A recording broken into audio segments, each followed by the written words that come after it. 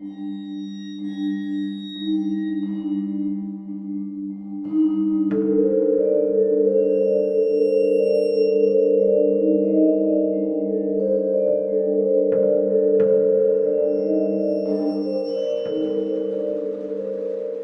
hello, and welcome to Ardente Rigamortis. I'm Review Cultist. I'm Mikey. The E stands for evil. And I'm the gamer in yellow. And we're here to discuss those internet stories, most creepy and most pasta, and be critically silly doing it. And tonight we have Jeff the Killer 2015. How dare you? So, y'all, all you like loyal listeners who have listened to all of our stuff, which God bless you. Also, why? But may remember like one of our earliest episodes was of the creepypasta icon Jeff the Killer. Well, apparently there was a fad going around a couple of years back where people wanted to reevaluate the story of Jeff the Killer and make it better because that original story was rife with typos and cringe and errors. And so the one we're going to be tackling is a revision of Jeff the Killer called Jeff the Killer 2015. It's by K. Banning Kellum. You can find it on creepypasta.wiki. And I will not be doing the rundown today. I asked vehemently Gamer you put Yellow. The responsibility of rereading the story onto me. Yes. Hey man, I actually okay, in disclosure for this, like for prep for this, I did reread the original Jeff the Killer and went back to our original episode and checked out our original thoughts for this. Mm-hmm. And so like I'm not saying that like that was any worse than what you did or like any more work than what you did, but know that I am thankful for you doing the rundown. Fair enough. Okay. So, and without further ado, Gamer in Yellow's rundown of Jeff the Killer. Hooray. Everyone's excited? Everyone's stoked? Here we go. Yeah. All right. So chapter 1, Manderville. So the Woodses move from New Orleans to Manderville, Louisiana. I'm probably butchering that. I don't care. The father, Matt, he's cool enough, but he just focuses on his work too much. The mother, Shella, is shitty enough, but she just focuses on her family's image and doesn't listen to her children. Mm-hmm. She's pretty shit. The youngest son, Lou, he's an alright kid, and he's best friends with his older brother being Jeff, who is our main hero, quote unquote, and has some anger management issues, but he keeps his nose clean generally. Chapter 2. I tried to summarize these as much as possible. That's fun. No, that's totally fun. Chapter 2, Randy, Keith, and Troy.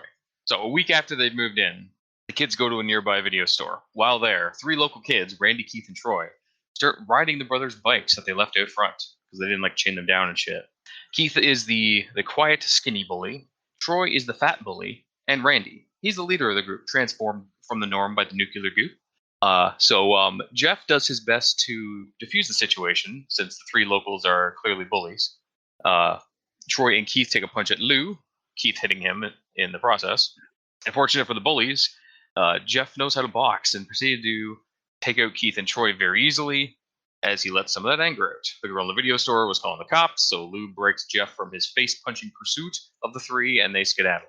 Chapter 3, Corruption in Action. Also, I just want to preface that Randy is not actually transformed from the norm by the nuclear goop. I did assume that was a joke. Yes. It's a reference. There's a turtle power. It's a Teenage Mutant Ninja Turtles song that was on the movie soundtrack. Oh. Yes. And for some reason, okay, off topic already. But we're off to a great start. In that song, it goes Leonardo, Michelangelo, Donatello, and then it goes. They make the team, and then one more. Raphael, he's the leader of the group, transformed from the norm by the nuclear goop. Like it's saying that Raph is the leader, but he's not.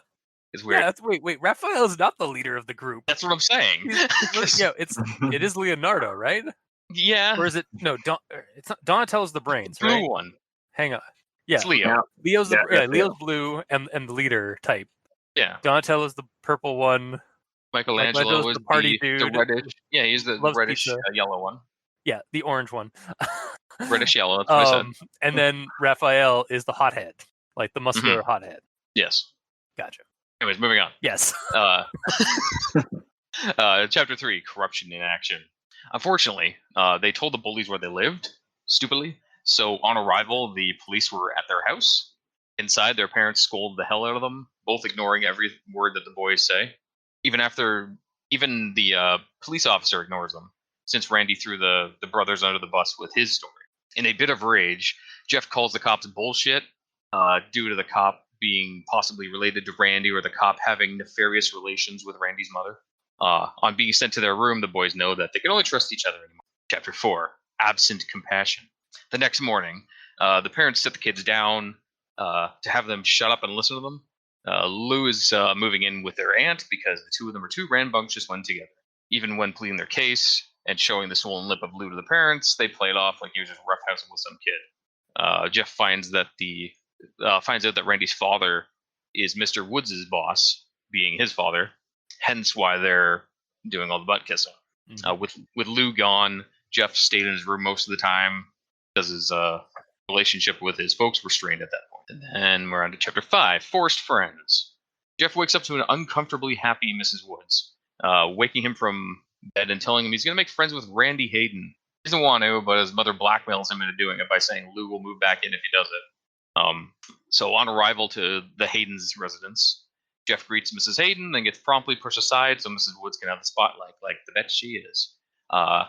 Mrs. Hayden tells Jeff where Randy's room is. Randy and Jeff have a bit of an uncomfortable second meeting, but in time, they relax and become friends over the hours that he's there. Randy even apologizes to Jeff and explains why he did what he did. Yeah. They notice that their mothers leave the house together, so Randy brings Jeff to the garage to show him something. It's a flare gun. And then, before he notices it, Keith and Troy are right behind him. Chapter 6, Vile Intentions. So Randy points the flare gun at him as he's showing his true colors. And he wants Jeff to take this beating for, revenge and such, because he's a villain. Jeff snaps, however, once again, promptly walloping all three of them. Randy hears their parents returning in the midst of the wallop, and pleads for Jeff to pick up the mess that got knocked around so they don't all get in shit. While he's doing that, Randy accidentally drops the flare gun, which goes off and headshots Jeff. Tell me I'm wrong.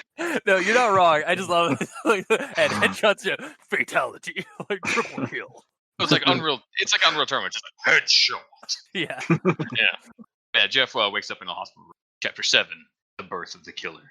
Jeff is in a semi-conscious state while he's in bed, so he can hear everyone talking around him, but the adults don't know that. Mrs. Woods is asking questions to the doctor about Jeff, seeming really worried. However, it becomes clear that all she cares about is if the scars will go away and if he's just going to be pretty anymore. Not if he's okay or not. She doesn't give a shit. Mrs. Woods goes on saying that they're going to have to homeschool Jeff now because he's disfigured. He'll never have any friends, etc., etc., calling him a pariah and such. Mentions how, once again, Randy threw Jeff under the bus, saying that Jeff found the flare gun and wouldn't stop playing with it no matter how much they told him to. And then Jeff shot himself in the face. A few days later, Jeff was ready to go home. He's never seen his face until now. By this point, he wants to see it. His left eye pure white with a red smile-like burn going up from his mouth, across his cheek. The nurse says that she has to put the bandages back on now, and he says, yeah, it's fine. I can admire myself later, which kind of shows that he's kind of snapped at this point. And Chapter 8, the last one, thank God. On the ride home, Lou was so happy that Jeff was okay and asked if they can go to a restaurant to celebrate. What a nice thing. Mrs. Woods says no, though, and tells them to go to bed. What a bitch. Jeff and Lou chat in their room, with Jeff speaking cryptically and confusing Lou.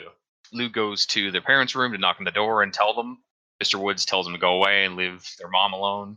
So that night, the parents wake up to their bed sheets being pulled off, and Jeff is standing at the end of the bed with his bandages off and a knife in his. After some questioning, Jeff walks up beside Mr. Woods and stabs him 3 times in the stomach, killing him. After failing a sand roll, Mrs. Woods enters a fugue state and is frozen, sitting in the fetal position. Jeff says, Lou wanted to celebrate my return, but you know what you told him when he asked that? She didn't remember, so asked. And Jeff said, go to sleep, and stabs her repeatedly in the chest until she dies. With his parents killed, he goes back to Lou and tells him he is free. Confused, while trying to sleep, he doesn't know what he means, and asks to go back to sleep. Jeff says, you'll see in the morning. And then that's about it. Yep. Walks out. He escapes the house. Never to be seen from again, probably. Yeah. Yeah, this is a one-night stand. It's fine. Yeah. A one-night stab. Thank you, Gamer in Yellow, for that very like succinct and thorough rundown. That tends to be the way I do them. Yeah. Trying to be as fast as possible while hitting all of the important points. Meanwhile, I'm just flailing around with words. Yeah. All right. So with that, I guess we move on to our first and foremost section of our podcast. Everyone tolerates the grammar inquisitions. At this point, seriously, if somebody actually likes the grammar inquisitions, please let us know. Or even if just someone realizes that, they at least tolerate it. Yeah, exactly. That's fine too. So on to chapter 1, man, because I did all of my grammar inquisitions and all my actual thoughts into, like, I categorized them into the different chapters. Yeah. So we're gonna start with Mandeville, or Mandevil. The sky was crisp and gorgeous blue, and although the Louisiana heat was playing its usual cruel tricks, the brothers decided that a morning bike ride to explore the area would be just the right ticket to combat the slight pangs of homesickness that they've both been experiencing over the last week. Okay, I did take a few breaths there, but that is all one goddamn sentence. Mm-hmm. I didn't. This was the only one I actually noted down. Did anybody else notice super run-on sentences like this? I didn't even notice that one. Okay. Somehow. Yeah, I had to like double take on this one because like it's felt like there was a period somewhere in there, but then like rechecking it was like, no, there's just commas all the way down. Yeah, I must have typo-nized a period in there. Yeah. Mm-hmm. But yeah, that's my comment for that for Mandeville. Do we want to do like this chapter by chapter, or do we guys want to just like me go through all of them and then you go through all of them and then you go through all of them? Mikey, do you have your stuff sectioned out chapter by chapter? I do by chapter names for the most part. So the answer is yes. Yeah. Yeah, let's just go chapter by chapter then. Okay. So, Mikey, do you have anything for Mandeville? Well, you got my one. Everybody gets one, except for whenever I get you guys all the stuff that you guys are missing. Yeah. Mm-hmm. I do have an actual thought that ties into like the next sentence after that, I believe. Okay. Or a sentence a bit later, because for me there was a bit of scene whiplash. Gotcha. Because in that sentence you just said, it talks about them deciding to go on their morning bike ride. So I assumed they were in the next paragraph, whatever, they're going to be on their bike ride. But the next sentence, I miss home, Lou blurted out, as Jeff was smearing salsa on the microwave burrito that would serve as his breakfast. Okay, so they just haven't gotten to biking yet. They're just planning their bike ride. Yeah. Yeah. So we're so psyched for the bike ride, and then it didn't show up. Yep. Yeah. Yeah, it is kind of one of those, like, especially with that first one, it is kind of like one of those intro sentences or like kind of developing sentences that's like, all right, the next thing is going to be there, like either on their bike ride or reaching their goal with the bikes. But then it kind of just backpedals to them just still being in their house having breakfast. Oh, I get it. Because they're bikes. Yeah, yes. I got it immediately. I just love putting awkward pauses after very clear jokes that are easily understandable. Thank you, thank you, Gamer. You're welcome. The other way to view it is maybe he's smearing salsa on the burrito while he's biking. Like he microwaved it and left, but he grabbed the salsa with him. He's just going no hands. It's like that anime trope where like the person's like running to like get to school and they just have like a piece of toast in their mouth. Yeah, totally. He's got a burrito in his mouth. In this case. Yeah. Bike riding with a burrito. Mm-hmm. Burrito bike riding. It's all the rage in Louisiana. It is. Yep. Anyway, that's all I have about that grammar inquisition. Gamer. No. Cool. On to chapter 2, Randy, Keith, and Troy. No. I got nothing. Okay, fair enough. So, Mikey? Alright, this one, I believe, is a grammar inquisition. Okay. However, Randy and his little gang of would-be toughs would have would have none of that. So I think would be thugs. Is what they wanted, or would Or be tough tough guys. guys. Yeah. Let me take a look. Would be tough. Unless Tufts is another form of that I'm unaware of. Because tough, like toughs, like I have heard tough as a term for like a group of like roughhousers or something like that. So, Like you guys over there, you guys are Tufts. yeah, strong person, physically or emotionally strong and able to deal with difficult situations. The men, and the example I see on this is on dictionary.com. The men who work on the oil rigs are a tough bunch. Or, Well, no, tough that's different. customer, tough cookie kind of thing. Yeah, that's a descriptor. Yeah. You need the noun version of it. It seems like okay. I thought I've heard like I got what they were meaning, but yeah, it's like the most I'm finding are like tough guys or tough young thugs. Yeah. Yeah. Tufts as a noun just doesn't work. Or it's a regional dialect we're not aware of. And yeah, Google it could be some kind of a Louisiana saying.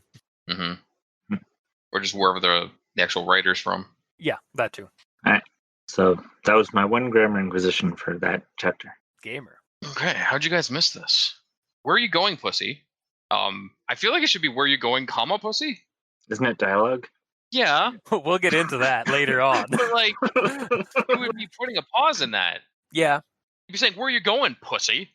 Where are you going, pussy?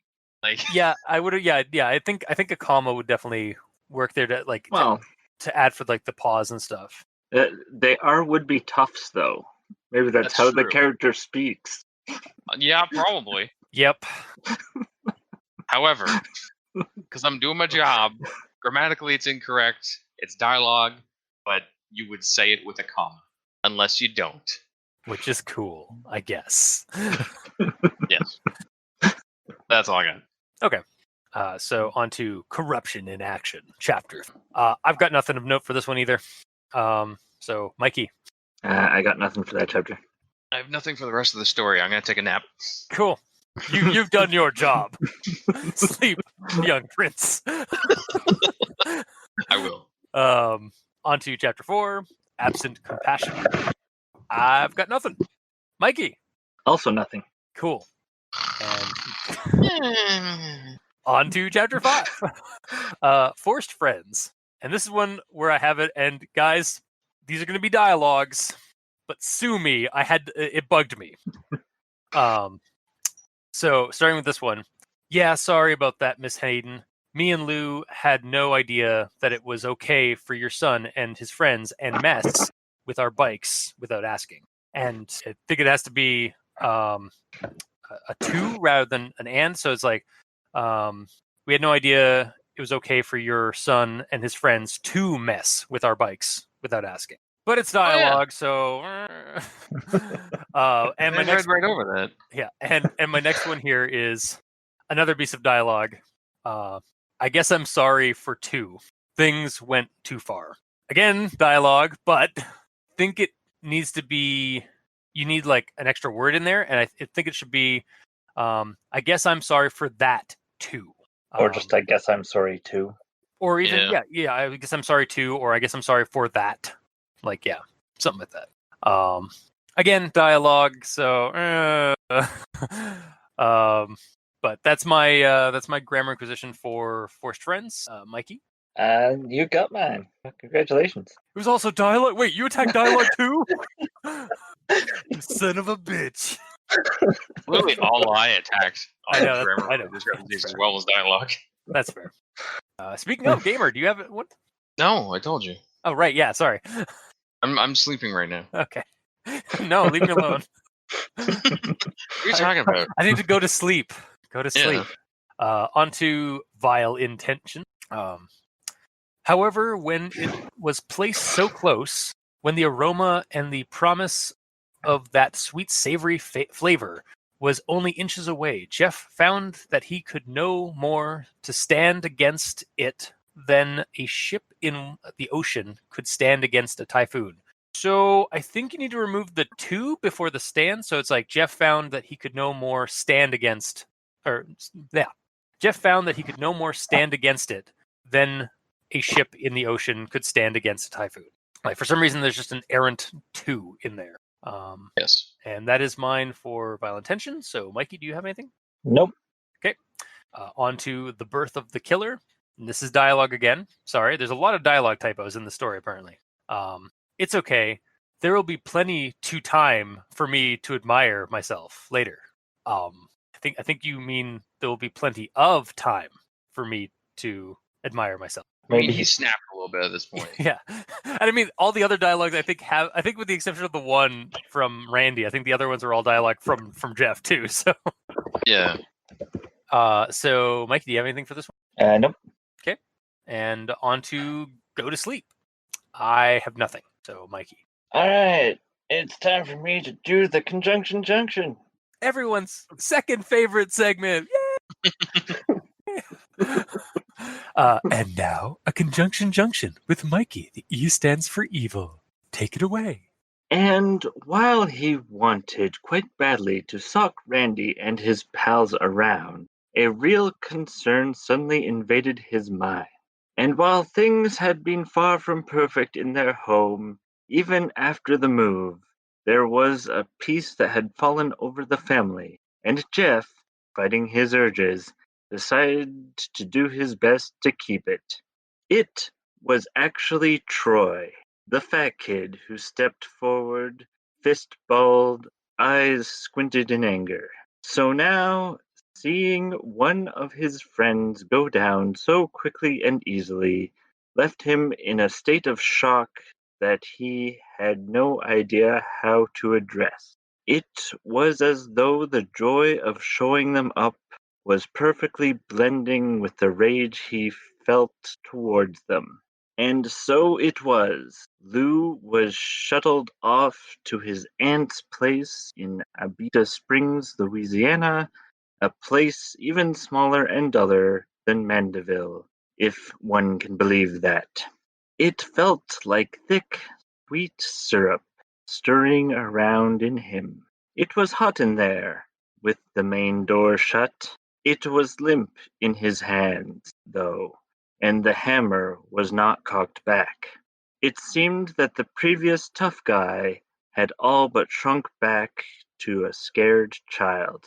But now it was anger mixed with hatred. And while he certainly longed to be free of it, while he most certainly preferred the false sense of love and concern he believed he'd heard from her before, he also wanted to test it out a bit more. And while all that came together in Jeff's mind, he continued to swim in that black ichor of hatred and rage. And that was when he finally understood. It wasn't until the last day that he finally asked for a mirror. So, on the final day, when she arrived to clean and dress his face, he asked to see himself. So, after asking a few questions about the accident and the recovery, he fell silent as well.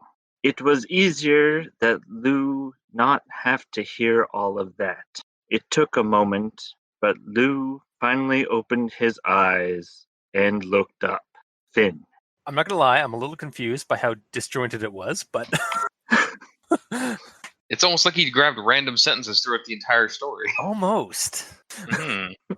Yeah, like I mean, because like sometimes we can get like a pretty either like a very simple like version of the story, but like it was like fighting the tough guys, and then suddenly it was like it was like his mom or something was there, and suddenly he needs a mirror, and he needs to get the nurse to come by and address his wounds. So I guess he like it was just like wow, like super. And there was a mention of a hammer being cocked back, but no mention of a flare gun. So I just imagined some dude like winding up with a hammer, yeah, like an actual hammer. Oh, that's why he suddenly needs to have like wounds addressed and some of that because he was like blacked out after he got hit by the hammer. Yeah, totally. Yeah, and early on, it kept saying it a whole lot, but didn't say what it was. And then it was like, it was Troy. And then described Troy as the fat guy. So yeah, but then at that point, it's seeming like he's defending Troy. Yeah. It's weird. Yep.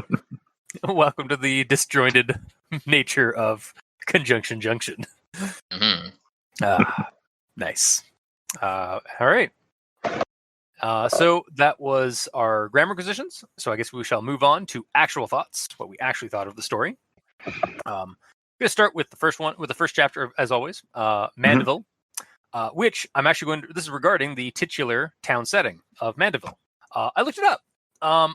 It's actually, there is actually a Mandeville, Louisiana. It's across the lake, in quotes, from New Orleans. Which, why are you quoting the lake? the reason I'm quoting that is because for some reason in New Orleans, okay, this might just be like a Louisiana like term or like some localization or something like that. But I found it really odd that they were terming lakes when they were calling something a lake, when to me on the map it's a bay out to the ocean. But I mean, I digress. It's just like, I'm sure it's just like a localization, maybe has to do with like the French history of New Orleans. Like maybe that's why they call it a lake rather than a bay. Oh, okay. Because like a lake is fully surrounded in land. Yeah, and like the lake that Mandeville's across from does kind of fit that position. There's like a very narrow spot that opens out to another lake that is actually an open bay out into the ocean, like out into the Gulf of Mexico. But it was really odd to me. Again, I digress. It was just like a weird thing when I was like looking. It's like, I wonder if Mandeville actually exists, and sure enough, it does. I looked it up further. I don't know if you did. I could not find the street that they lived on. I did, and I did not find it either. So they made up an alternate dimension version, alternate history Mandeville. Mm-hmm.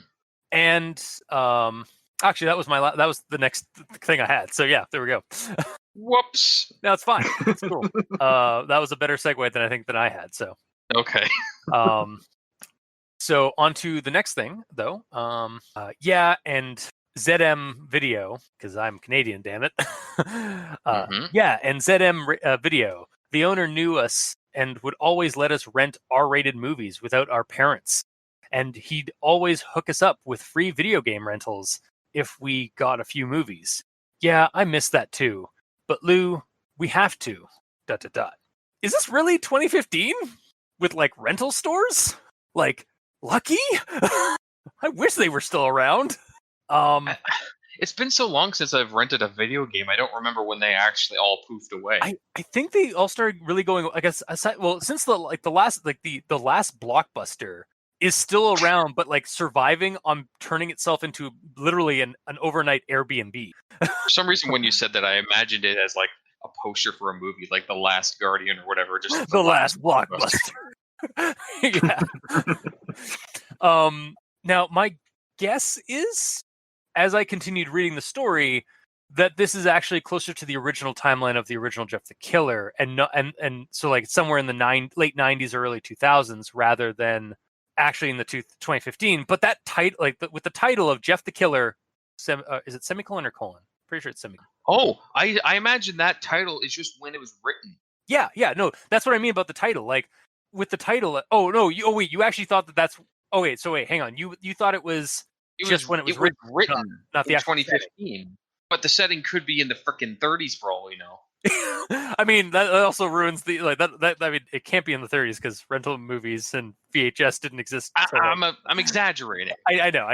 I'm being critically silly. Damn it! I rarely do it on the show. We never do that. I know. But yeah, no.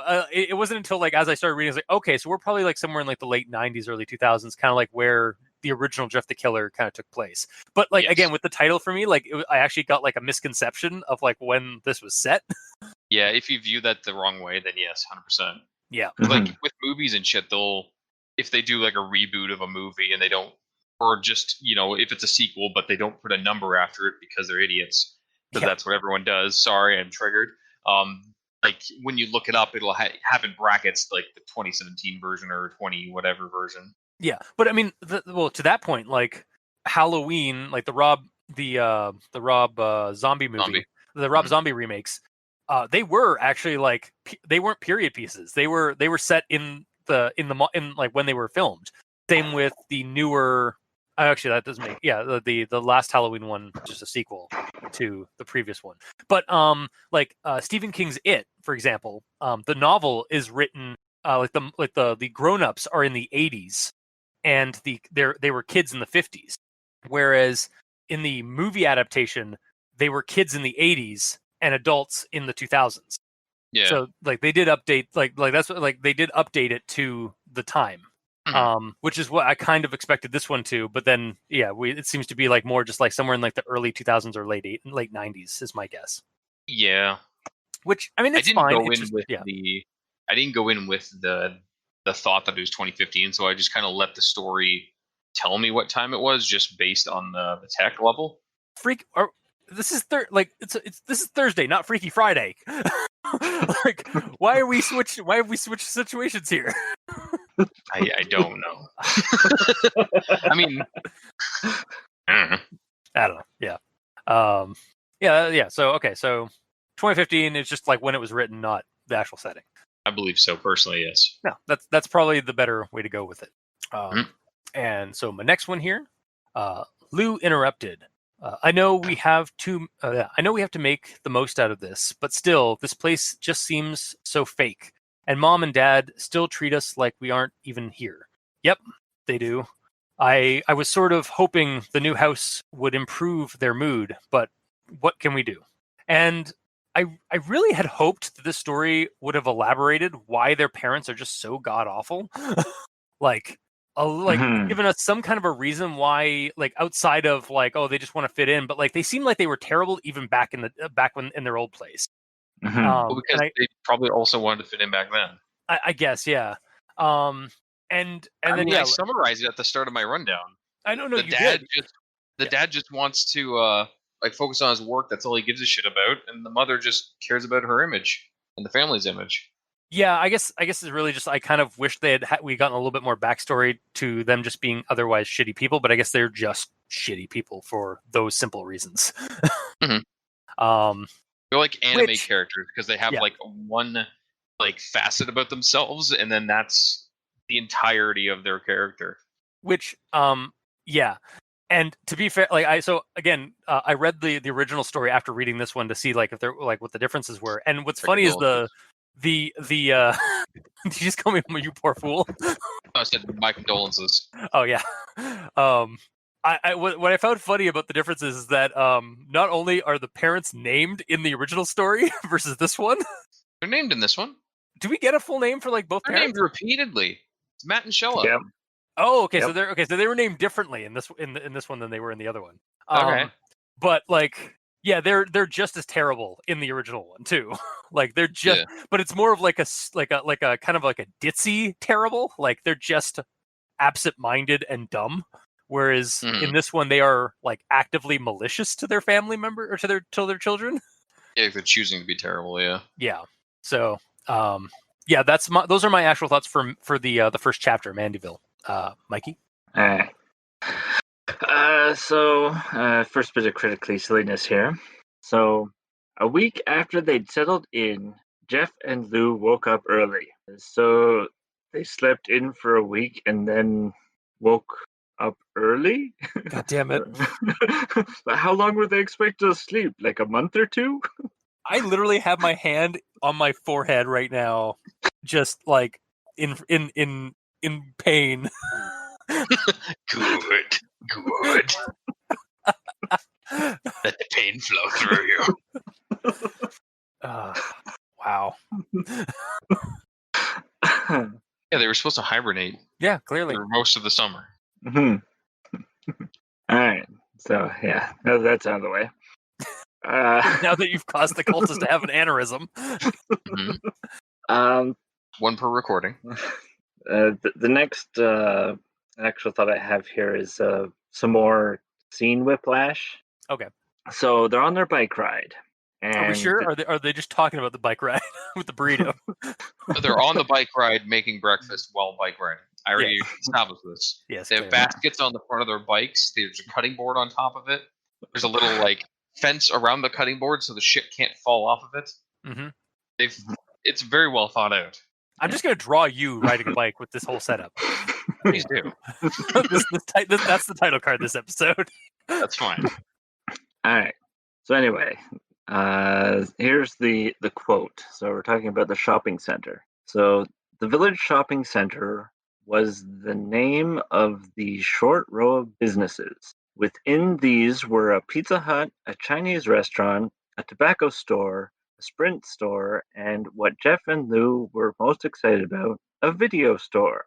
We'll have to get Mom and Dad to come down here and open up an account so we can rent some movies, Lou mentioned, as Jeff flipped a box over to read the description of a horror movie. So we go from being on the bike ride, and I'm visualizing them going past the shopping center and describing what's in it, and then Lou's talking, and then suddenly Jeff has a horror movie in his hand and he's flipping it over.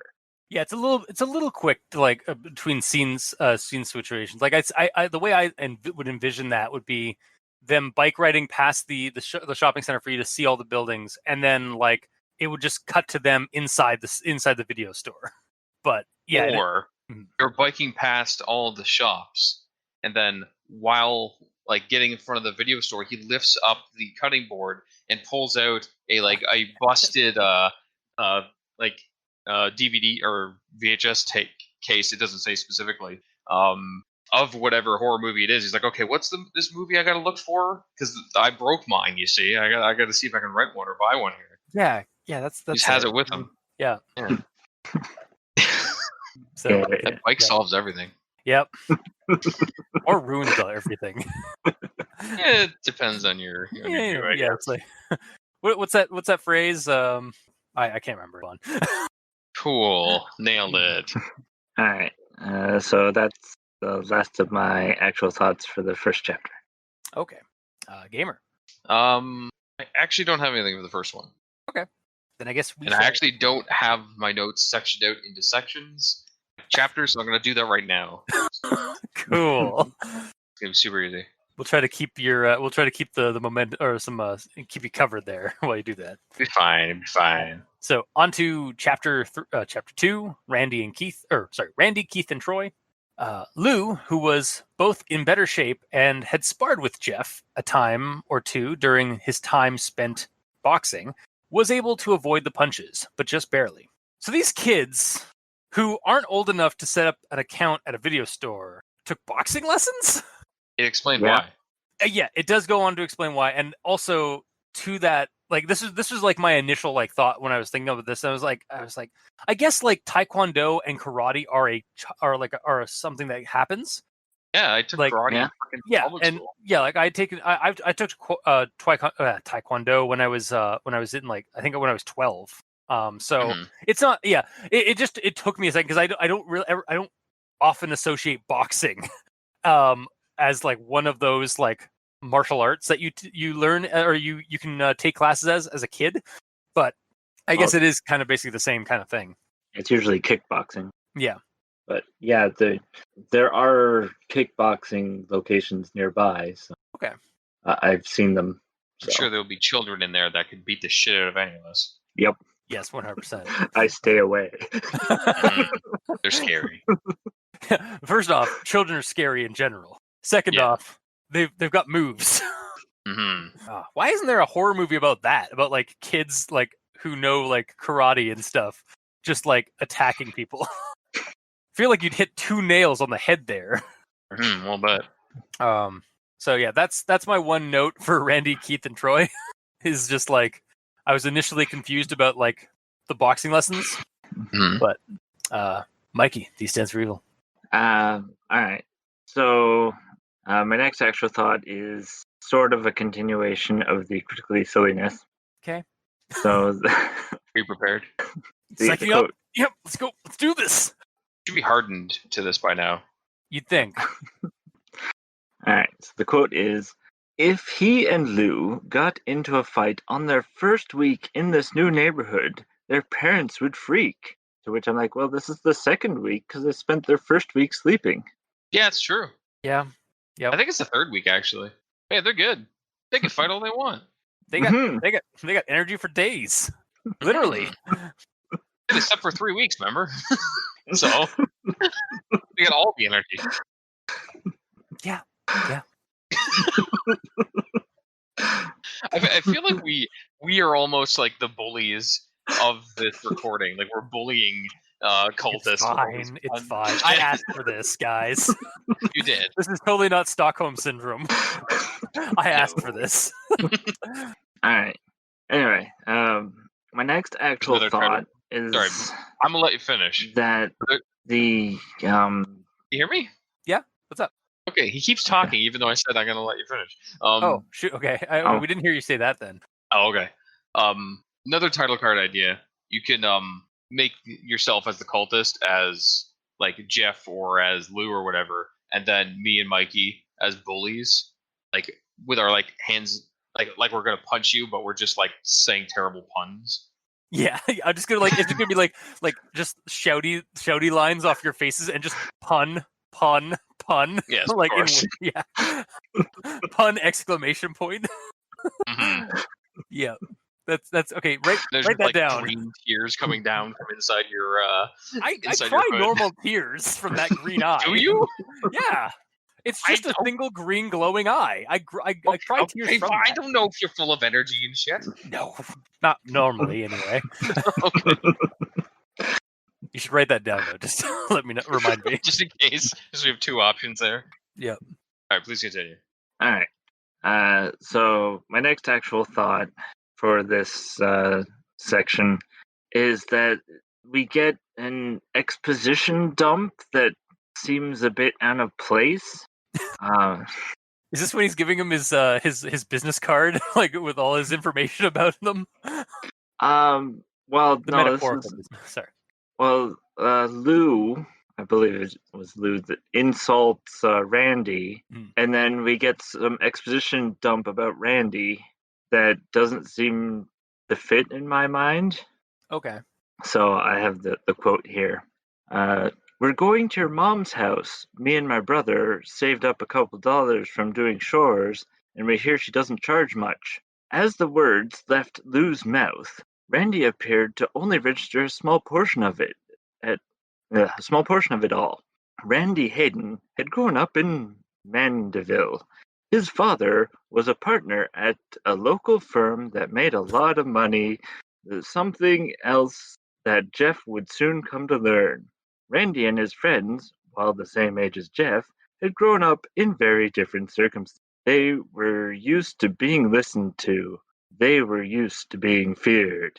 Like, I do get what you meant because I started laughing as soon as I started laughing it like really quietly as soon as you says like Randy Hayden's dad went to the firm. I was like, oh, and like it's I know what the author's doing. I think like, or at least I think I know what the author's trying to do here is like trying to basically set up like a foreshadowing for what like out of story like to the reader, not to the people there about the thing. It's something that a lot of horror writers do. Like they like, oh, like this character would later find out about all this information like that would come soon that would be prevalent to like why the character their antagonizing character was acting the way they were. Like it's actually something I think I've read from Stephen King, like because he likes to like go into like the backstory of each character as he writes as they're performing actions and stuff. But yeah, it does kind of seem a little. It is kind of silly when something just transitions to like Randy Hayden's father works at the local firm, and it's like there's an action scene going on, and then the narrator pauses everyone. Yeah, just to talk about this. Yeah, exactly. It's really like giving spoilers, honestly. Yeah. I could definitely leave it. I mean, leave it as to remove it, like to kind of add because we do find out more about this in a later chapter. So yeah, like if it never mentioned it again, then okay, it has to be mentioned somewhere. Yeah, but it says the same damn thing later. Yeah, and I mean, why didn't he take a moment to talk about Randy's mother? Because she was just the one who was insulted. Yeah, that's true. I mean, that's just like a diss that kids do, though, too. Yeah, but it's nothing to do with his father. You're 100% right. Yeah, it just kind of goes. It really just decided to go and start explaining why Randy, Keith, and Troy are bullies and like why they get away with it. We get like a tidbit. We get a slight teaser as to why they're bullies and why they're not going to take this shit. It's like if you were like, Gamer, your ninja katana sucks, and then the narrator is like, Gamer only heard one part of Yellow's bicycle is fantastic. It's off-road bike. It's yellow and it goes everywhere. Anyways, It's a little. I don't think it's quite like that dumb. it's like pretty dumb. Like there needs to be some kind of like thing that like adds on, like, because he's dissing the. I get kind of what you mean, but like he's dissing the mom, but it's not. That's not what like what Randy's hearing. What he's hearing is like somebody is actively like defending themselves against his bullying, and he's not used to that. And then it goes into like a little bit of a, have anything to do with that? because his father and them are like it kind of, they try to, it's, I'm not saying it's done well, but what I think it's trying to do is that it's trying to like set up that like his parents are well off and they're used to getting their way because their parents are well off and nice and like rich and like and or like integral to the community, and so they can get away with bullying because and everyone in town doesn't like go after them because of their dad's or his dad's reputable position. Well, it should have just went into like an internal monologue of him being like, who the fuck, him thinking like, who the fuck does this kid think he is to try to talk shit about us? I get what I want. I would actually really like it if that had been like what it done. Like if that was changed to that, yeah, a monologue would definitely make more sense than like the disembodied narrator suddenly pausing the scene, like hitting pause, and then you just see Kay Ballum Morgan Freeman walking up, like walking off onto screen is like in like a suit and just like, so you might be wondering why this character. I wasn't actually. Please go away. Yeah. Yeah, I think the monologue, I think you hit it on the head too. Again, inner monologue would have made that much better. Mm-hmm. Yeah. And thank you for pointing that out, Mikey, because I never really grasped how annoying that was until you brought up the fact that it's annoying. Yeah, exactly. Yeah, and like, yeah, I did. It didn't bug me until you started pointing it out. Yeah. For team effort to make that whole thing worse. Yeah. We did good. Well, this is a Jeff the Killer story. Yeah. All right. So that's the end of my actual thoughts for that section. Okay. So yeah, Gamer, what do you got?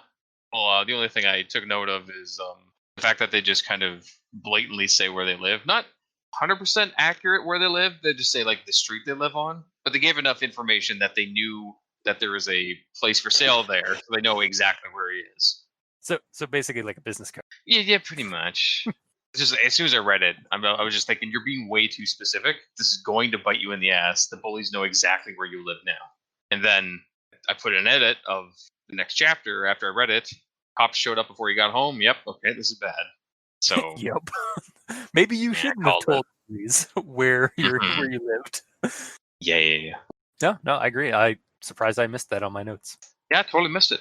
I did actually have meant to put it in there, but I forgot. Yeah, that's all I got for that chapter. Okay. So on to the next one, corruption in action. I'm going to start with this lengthy quote. Listen, boys, you're lucky. None of the parents want to press charges. This will be reported as a simple scuffle between teenagers. But be advised, you're both on notice. This is a quiet town, not like New Orleans. We don't tolerate. I almost went. We don't take kindly to your teen angst here. It's pretty accurate, actually. It's getting close, yeah. We don't tolerate this sort of behavior over here. Wow, it really is. It 100% is. It's just a little bit more wordy. Yeah.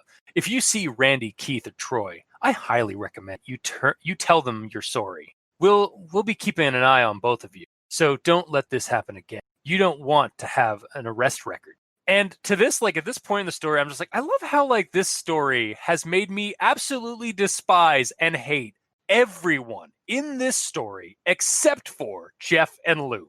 Like the frustration of the world against a protagonist, even the like of proto Jeff the Killer, like pre Jeff the Killer Jeff, just gets to me, and I see why, and like whenever I see it in media as a trope, it's just like I'm instantly rooting for the protagonist because I hate everyone else. Well, yeah, they do that on purpose. Yeah, no, for that exact response. Yeah, this story legitimately uses that trope, like, and just saturates the story with that. Mm-hmm.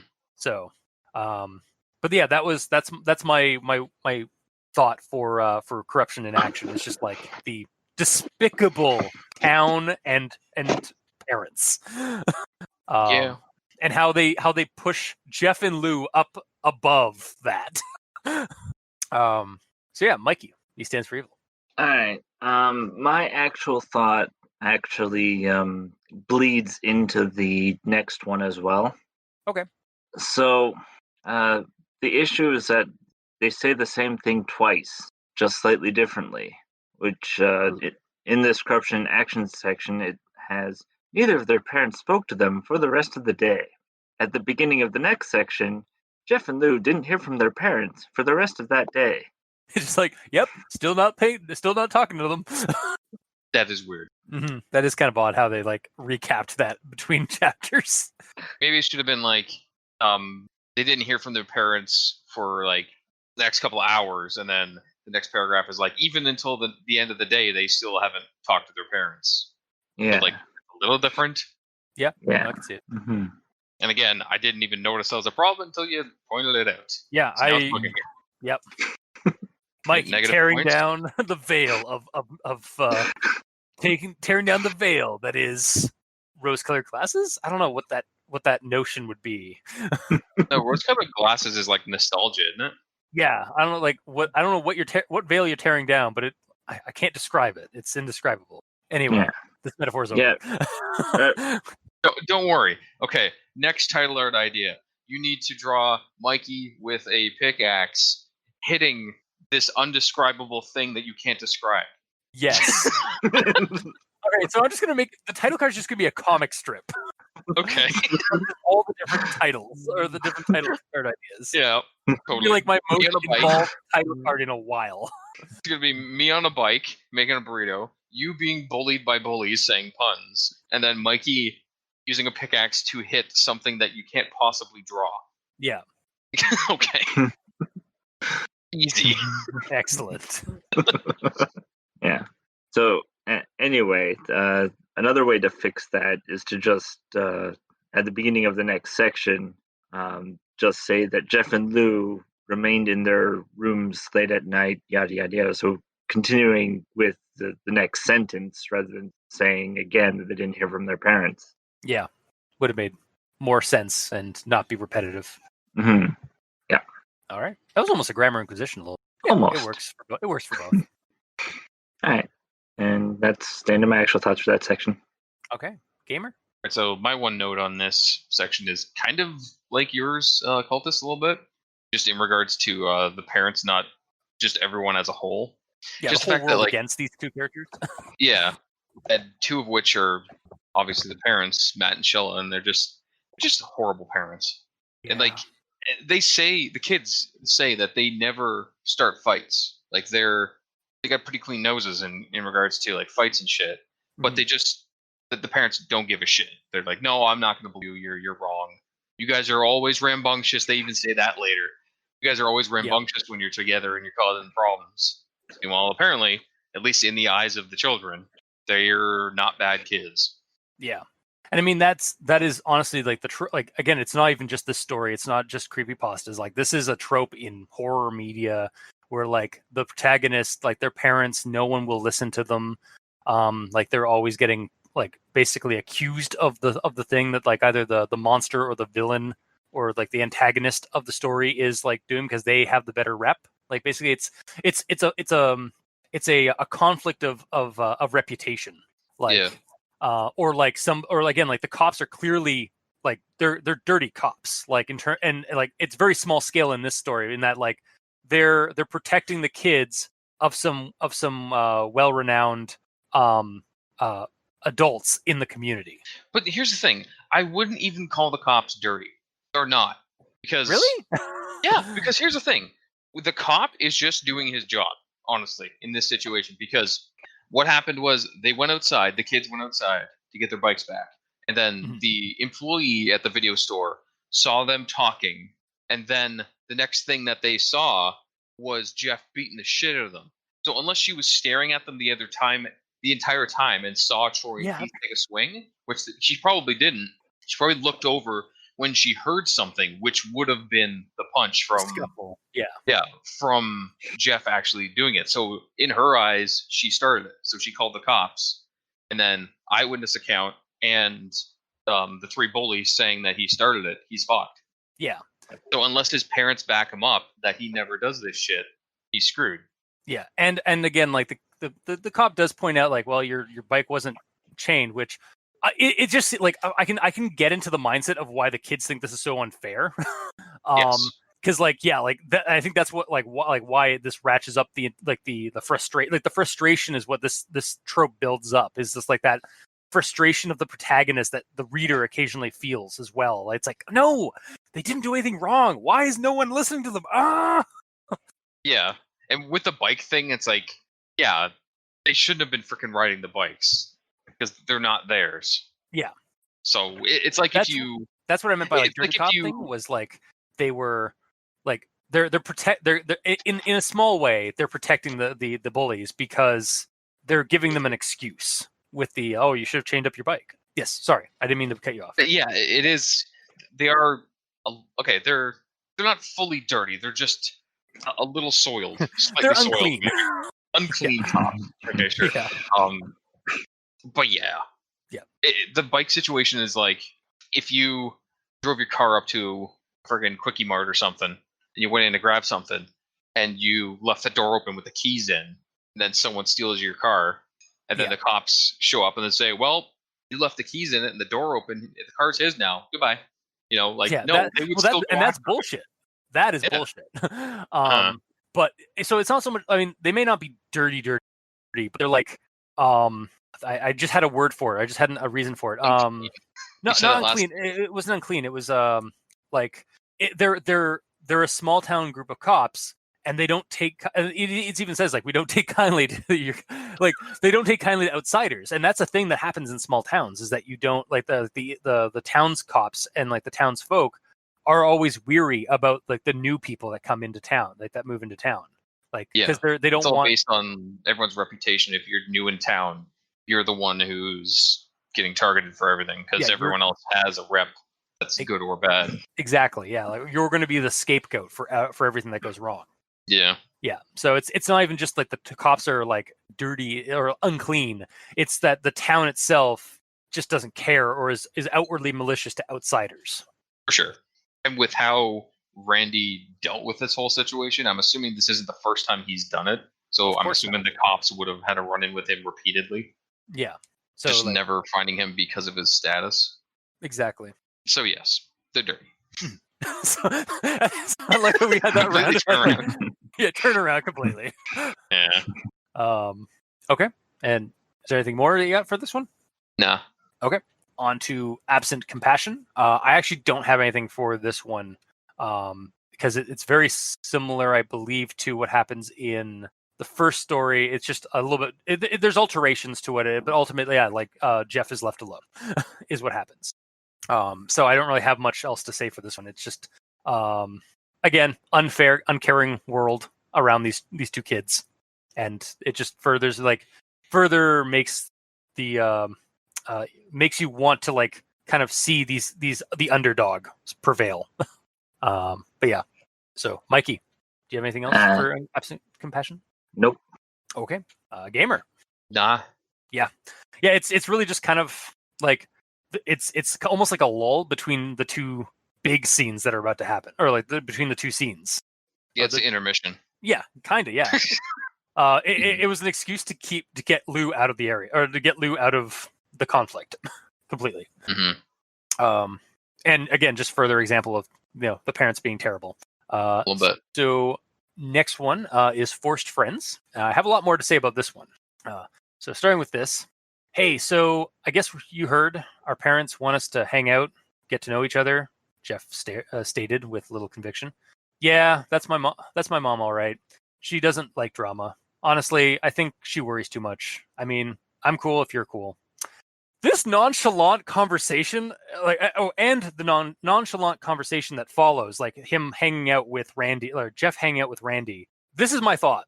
What the hell? Like, a bit of a tonal shift for me. I was expecting a lot more tension than there was, though. After like thinking about it a little bit more during this read, I was like, I do know it does kind of make sense because kids do tend to forgive and forget a lot faster than adults. However, this is a Jeff the Killer narrative. I think the real reason Hmm? that he was being so friendly is because their freaking parents were downstairs. Like, And as soon as they leave, like that's when shit happens. oh, I know, but I'm saying Yeah. Randy is his entire thing is he's an asshole. Yeah. But as long as no one can call him out on it, like if his parents see him being an asshole, then that's a problem. Yeah, exactly. He covers himself when people are watching, but as soon as like the authorities have left, like either they be police or parents or old other adults, that's when he goes into bully mode. Like he's just a sociopath. I don't even think he cares if like random people see it, because it's gonna be like, what are you gonna do? Tell my dad? You think he's gonna believe you? Do you know who my dad is? Yeah, oh my god, it's that trope. It's like, do you know who my dad is? Yeah, exactly. Yeah, no, it's exactly like that. Like it's authority figures like his parents and police. Like he makes sure they aren't the ones that see it, because they believe him, or they'll believe him more than anybody else. For sure. So he's just straight up a sociopath. Yeah, of course. And yeah, like that. But like at the same time, like while I was reading this, is like, I know what's about to happen. I really want them to be friends, though. Like, I really wish that Randy was actually not like a monster here. Yeah. And like, because the way it's written up is like, this is really good. Like, I really kind of liked this. Like, it was almost heartfelt. Like, it was like two friends, like kind of like grow, like two enemies, or suddenly becoming friends. Like, I was like, oh my god. Like, I wish this would actually be like a buddy horror. Yeah. Rather than the traditional, like, okay, no, this is a horror story. Randy's just fucking with Jeff this entire afternoon. Mm-hmm. And then like a few minutes, like sometime, like a short time later, hey Jeff, come downstairs. I want to show you something cool. Randy invited, and Jeff followed. Yep, there it is. This is a trap. Like, soon as that's soon as that's put out there, it's super obvious that this is going to fall into a horror trap. And then we get this. This is during like the scene with the flare gun and stuff. Hang on. Randy then continued to fiddle with the flare gun, popping it open and loading a flare. Now it's loaded, he announced. My dad showed me how to use this last year when we went out boating. Sometimes I take it out back and shoot flares at trees. But maybe this time I don't need trees. The change in Randy's voice and demeanor was impossible to. So I just want to question, where's the Rabid Randy or Randy the Ripper creepypasta? Like, at this point, this kid is more of a sociopath than Jeff at this point. Claims to be. Even when he's pointing the gun at him, there was no conviction in it. He wasn't ever going to actually shoot it. He's all That's talk. True. Yeah, it is. Yeah, it's it is all later. Bark, no bite. Yeah, that's true. Still, I really would have like if it really felt like we were about to go into another creepypasta about like a different teen killer. Yeah. Or like both of them become monsters. Yeah, again, and then we get the buddy horror. And then it's like a freaking, well, it's either a buddy horror or it's like a Pacific Rim situation with like two monsters fighting each other. Yeah, or like or even not even like, so it's like a buddy horror, but like it's more of a rivalry than a friendship. Like, let's see who can kill the more people, Jeff. All right, Randy, let's do this. Let's take out this entire neighborhood. Jeez. I could see. That'd be honestly and terrible. Yeah, exactly. Like I could see this happening, and I kind of want it, but I kind of think that's also terrible. Yeah. I don't know. One day, maybe I'll write that. I don't know. I'll write a buddy horror in this vein. It's a buddy slasher horror. It's like Freddy. It's less like Jason. It's versus not Freddy versus Jason. It's Freddy and Jason. Yeah, exactly. It's not. Yeah, exactly. It's Freddy and Jason. Like, come on there, Manny. Let's go and kill all these teens. And Jason's like, yes. He doesn't say anything. And then Jason's like, yeah, no, 100%. Like, please leave that silence in. I will. I will not only leave that silence in, but when I go and edit out all the other dead silence, I will make sure to like add in an extra silence crickets. here. Yeah, adding crickets. Yeah, I like crickets as well. Awesome. I'm making you do a lot of work for this. I mean, I guess title cards. Yeah, I think it's penance for me making you do the rundown. Oh, whatever. Yeah, that's fine. Okay. Also, I just noticed, I like how we went from like kind of low energy, it's like Jeff the Killer, to like, yeah, this is fun. I like talking about this. Like halfway through this episode.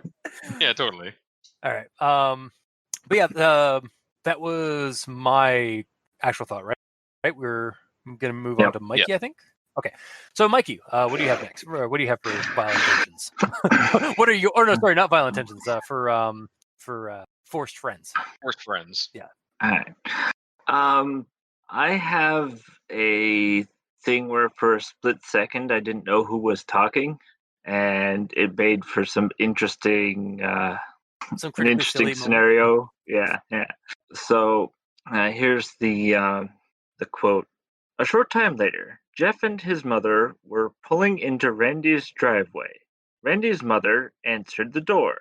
"Hi, you must be Jeff," she greeted.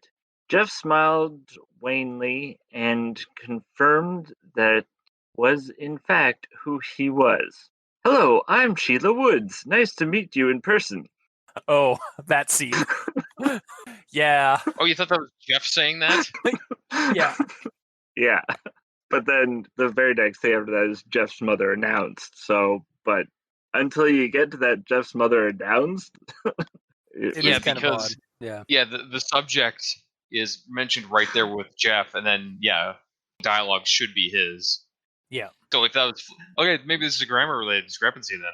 Maybe if Jeff's mother announced was before that, so Jeff's mother announced, "Hello, I'm Sheila Woods." Blah, blah, blah, blah. Yeah, I think that would definitely improve that. So, yeah.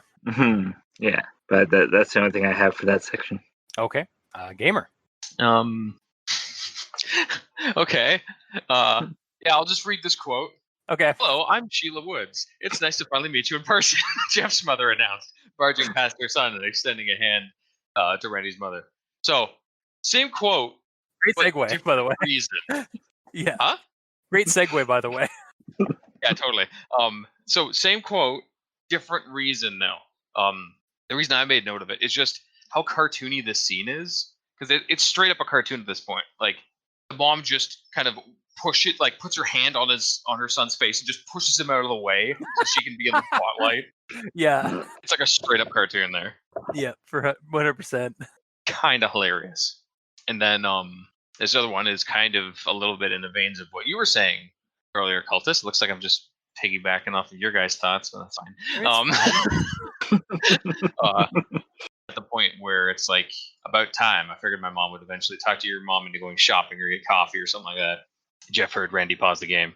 "Hey Jeff, come downstairs. I want to show you some cool stuff." Randy invited, and Jeff followed. So again, at reading this point, I had a feeling that Randy's about to hatch some scheme and pin some fight or damages on Jeff. It's unfortunate too because I was starting to like Randy, Right? and then like I was really liking their bonding moment between like over video games and shit. And like he's like he even explains like his whole like reason for being a bully, but like in a light that's like almost sympathetic. yeah, it actually is. Like I've actually had like growing up like in high school, I've had this kind of thing happen, like where I was bullied by like 2 or 3 people, and I became friends with them after talking to them about it. Yeah, Like those yeah, people. like the people like Gamer knows them, and like and even some other like people, like almost every bully I've had in, because I got bullied a little bit by in high school, but like every bully I've had, I eventually became friends with because I confronted them and talked to them about it, like why they were doing it, and they were just like, I don't know, and then they wanted to be friends. Like it was almost like they were like, I'm not saying like that's a thing that like always happens. Like more often than not, it's kind of like what happened here with Randy and Jeff. But like in my experience growing up with bullies, like it's been kind of like I've gotten the happier ending to this, where I end up becoming buddies with the people, and they were just kind of doing it out of boredom. Yeah. So yeah, and I'm again not saying that like, oh yeah, just talk to your bullies and they'll like leave you alone or they'll be friends with you. It's like, no, like that. I mean, that might happen, but it's not always the case. Yeah, if they're just rotten people to the core, then you can't fix that. Yeah, or if they just hate you for hating you, like that's going to be a thing. And this has been an Al Dente Rigor Mortis PSA. The first ever. Yeah. And now I have another thing to put in the title card. God damn It's it! gonna be the busiest fucking title card ever. It's just gonna be it's gonna be 8.5. It's gonna be like 8.5 by 11, like comic book, like horizontal format. Kind of seems like it, doesn't it? Fuck. It's a title Or card what's for funny as is like many chapters there are in this story. yeah. Or what's funny is listeners listening to this will get to see how many of these ideas actually make it to the title card. Hmm. So anyway, sorry. For those of you listening to this on a format that doesn't have a title card on the actual video you're watching, put in the comments below what your vote is for what you think the title card should be. Yeah. Because we put 4 out so far. I think about 4 so far, yeah. Including a potential just a stamp, which is like al dente rigor mortis PSA. Mm-hmm. Actually, that would be a really good that might be a good Redbubble product. Just an al dente rigor mortis PSA sticker. Mm-hmm. For sure. Might have to think about Because we that. do those so much. I mean, I do. We have been putting out a bunch of stuff on Redbubble. Mm-hmm. No, I mean in regards to us doing PSAs often. Oh, okay, yeah. All right, just keep going. We need to get past this. Yeah, regardless. So yeah, I had that thought as soon as he offered to show him shit downstairs, and again edited in later. Yeah, he's springing a trap. God damn it! Yep. I was unfortunately right again. Yep. Admiral Akbar is just like, it's a trap. Yeah, a little bit. Got Akbar'd real good. Yep. And then that's all I got for that one. Okay. So yeah, on to vile intention. This is when the trap is sprung, and then all the bullies get summarily beaten down by by Jeff. Yeah, a little bit. So yeah, I'm not going to go into any quote for it. I'm just going to regarding the second beat down of the bullies in the garage and the accidental discharge of the flare gun. I'm surprised by this turn of events. Actually, this alteration to the original version. Jeff beating up the bullies, which is, from what I recall from my reading the other night, is similar. He does beat the shit out of all the bullies, but then it's not a retaliation, or it's not it's not a purposeful strike that causes the burns and scarring on Jeff. It's an accident. It's a fumble, and it almost gives a sliver of empathy to the situation. Like, the bullies did not intend to do this. They just and they even yielded to Jeff's self-defense. The brawl was all self-defense on Jeff's part, and they actually yielded to it. And then when the parents show up and they suddenly start acting like kids again, okay, we just made a mess, we got to clean up, hurry up, come on Jeff, help me out, please help us out, so we don't all get in trouble. And then he's just fumbling with the flare gun, and it goes off as a result of that by accident.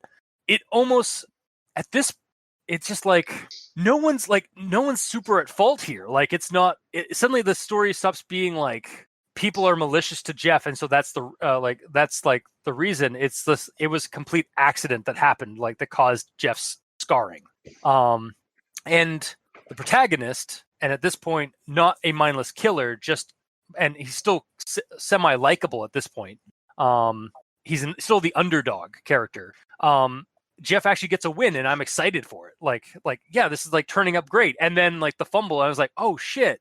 And it specifically says it's not accidental, or it specifically says that it is accidental. And I was like, oh, so it wasn't even Randy being an asshole, another asshole, or there's another asshole moment. It's just he just fucked up.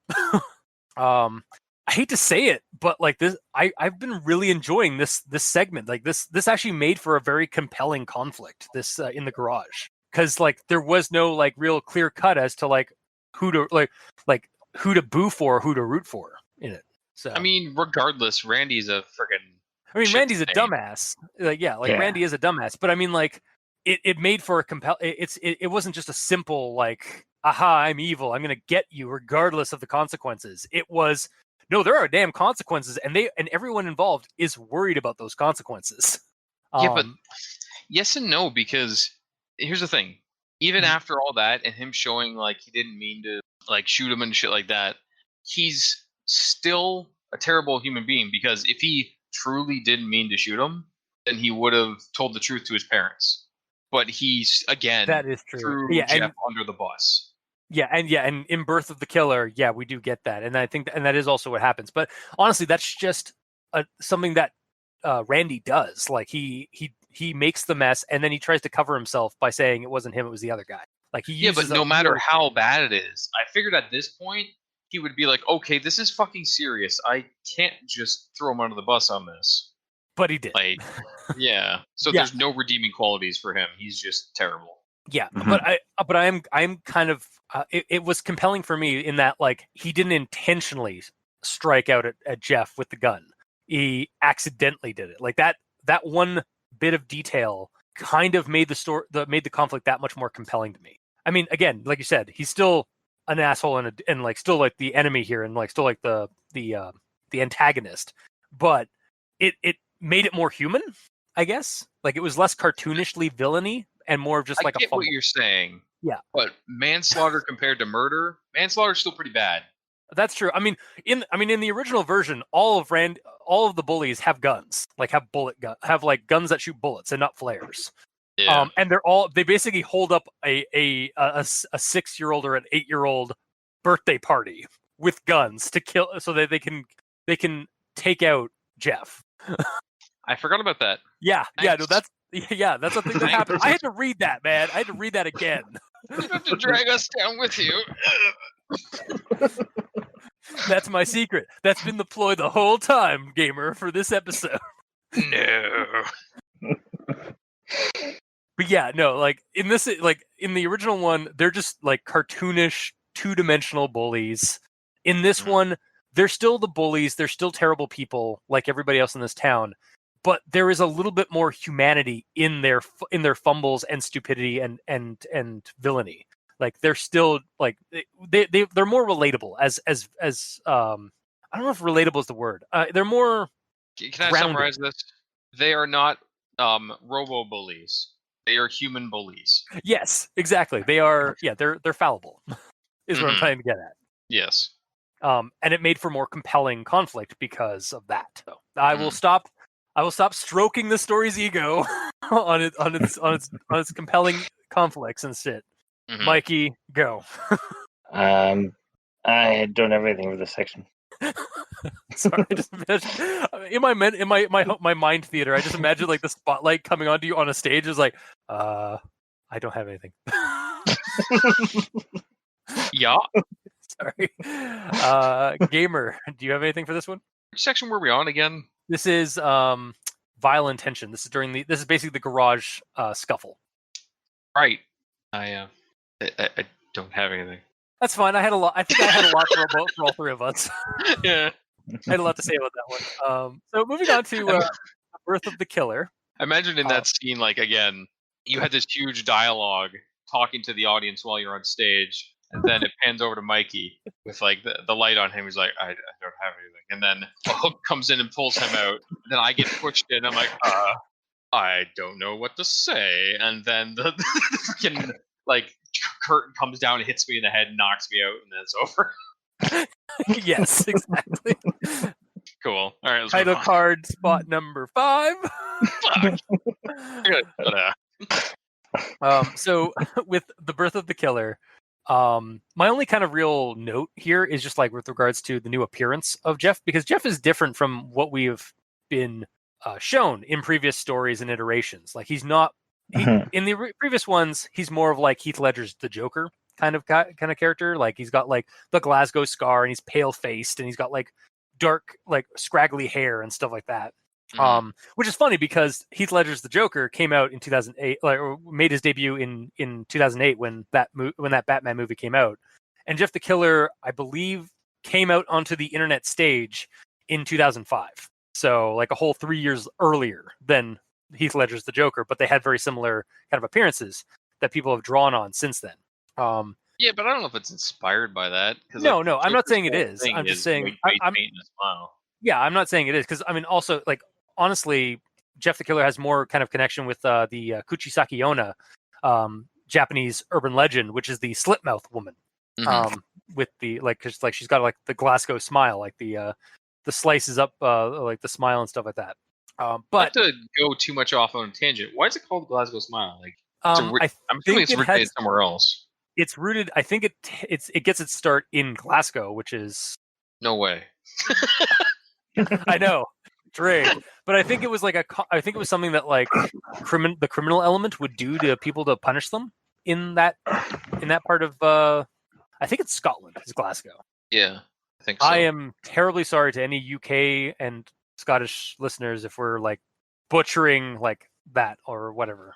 Fortunately, we don't have a means to Google things. Glasgow Smile. It is Scotland. It is Scotland. I'm also just looking at the Glasgow Smile to see where it's full. It also has there's a bunch of different names for it because I guess there's different places that. I feel like it's something criminals would do to themselves, not to random people. So, according to Wikipedia, a Glasgow smile, also known as a Chelsea smile, a Glasgow, a Chelsea, a Birkenhead, a Buck 50, a Cheshire grin, is a wound caused. Yeah, is a wound caused by making a cut from the corner of the victim's mouth up to their ear, leaving a scar the shape of a smile.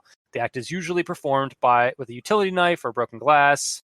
The practice is said to have originated in Glasgow, Scotland in the 20s and 30s. Most notably, Scottish actor Tommy Flanagan has the scar of a Glasgow smile from when he was attacked outside of a bar in Scotland. So yeah, basically criminal elements in like the 20s and 30s in Scotland would do this to people as like a sense of like mutilation and stuff. Also, I love the see also section of the Wikipedia has a ton of things like Glasgow style or like those kind of like cuts and like like related mutilations, including Kuchisaki Onna, the slipmouth woman from Japan, and Jeff the Killer. Great. Yeah. Okay. So moving on. But yeah, going back to my original kind of idea or my original comment or thought on from the birth of a killer. I do find it interesting that like we went from like the Joker style kind of like that to a more Two-Face looking appearance for Jeff, because it's half of his. I thought for some reason like we were gonna get some way of like the scar went all across his face, but no, it's just the one side of his face that's scarred. So it's interesting that I just thought it was an interesting like new take or interpretation for Jeff the Killer. This is the realistic reboot. Yeah.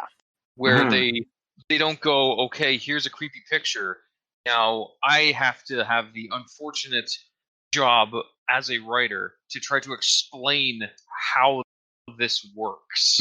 Okay, so we need bleach and we need a fire and like all this bullshit to explain it out. But without the need to match it to a source material that's not meant to be the story, you can make it the way it would be in real life and think of a real possible outcome that can happen. Yeah, like a more realistic like scarring. Because again, like in the original one, it literally says that like his skin was bleached white and turned leathery. He got the Glasgow smile as a result of the surgery and stuff. And didn't he give it to himself? Yeah, no, yeah, he cut him. Yeah, he got him. He I think part of him was like marked, so he like decided to cut himself, like give himself a full smile, and then burned off his eyelids. And then as a result of the fire that burned his face, like and turned it ashen white, which would not happen. His hair, which would have all been ripped off or like burned off fast, got just simply changed color from brown to black. It was again like rereading it. It was like this. Right, I forgot how unrealistic this origin story was for for creating his identity. There's a reason that we often make fun of him. Yeah. Well, what's funny you say that because I found out actually while doing a little bit of some like light research on Jeff the Killer for this, the original artwork and like story or like the story itself that we read so long ago and that we make fun of because it's really poorly written. It is actually a piece of fan fiction for the original piece. Like it wasn't created by the same person who made or who did the Photoshop. Well, that's what I'm saying. Yeah, because you're taking something that is not something you designed yourself, and you're trying to make a story around it. Yeah, that's why it's so difficult to explain it out. Yeah, and it really does. And when it's done poorly, it really does kind of come through that you're just kind of trying to force a narrative based off of an image. Well, it's not even so much that if it's done poorly or not. Like you yourself, how would you explain that picture as a real person? first off, I probably wouldn't even do a real person. I'd do something supernatural, if I'm being honest. Like some kind of like ghostly figure, some kind of ghostly murderer phantom. Yeah, I guess a ghost was would work being pretty good. Yeah, like some kind of like phantom or some kind of like undead or supernatural entity. And which a lot of other stories have kind of gone into. Yeah, where like they've made him like a thing from hell that like is like trying to do things like he takes the souls of his victims after he kills them, kind of thing. Yeah, I would not that'd have be tried to weird. go a realistic route with that. I would not have gone. I would not have gone the realistic route with as to the origin of Jeff the Killer based off of that photo. If I was to write a story. Regardless, if someone held a flare gun to your head and said, "You need to make a realistic story based off of this image," I mean, I get the original Jeff the Killer is the best you could do. Like, I don't know how else you would explain Well, your white skin out and shit, there and the eyes. we haven't. Funny you say that too, because there is an original story that is not the one that we all think of. That the creator of the photo I think wrote as like a backstory Really? or like as a story for Jeff the Killer. I'll have to do a little bit more digging into it. Because I only like I skimmed through part of it when I was looking for the origin, like for when Jeff came out, and I realized that like the image was created by this person, and apparently they also wrote a story off of it. But that's not the story that everyone knows. It's the one that we read 6 years ago and discussed. Me and Dr. Leviathan.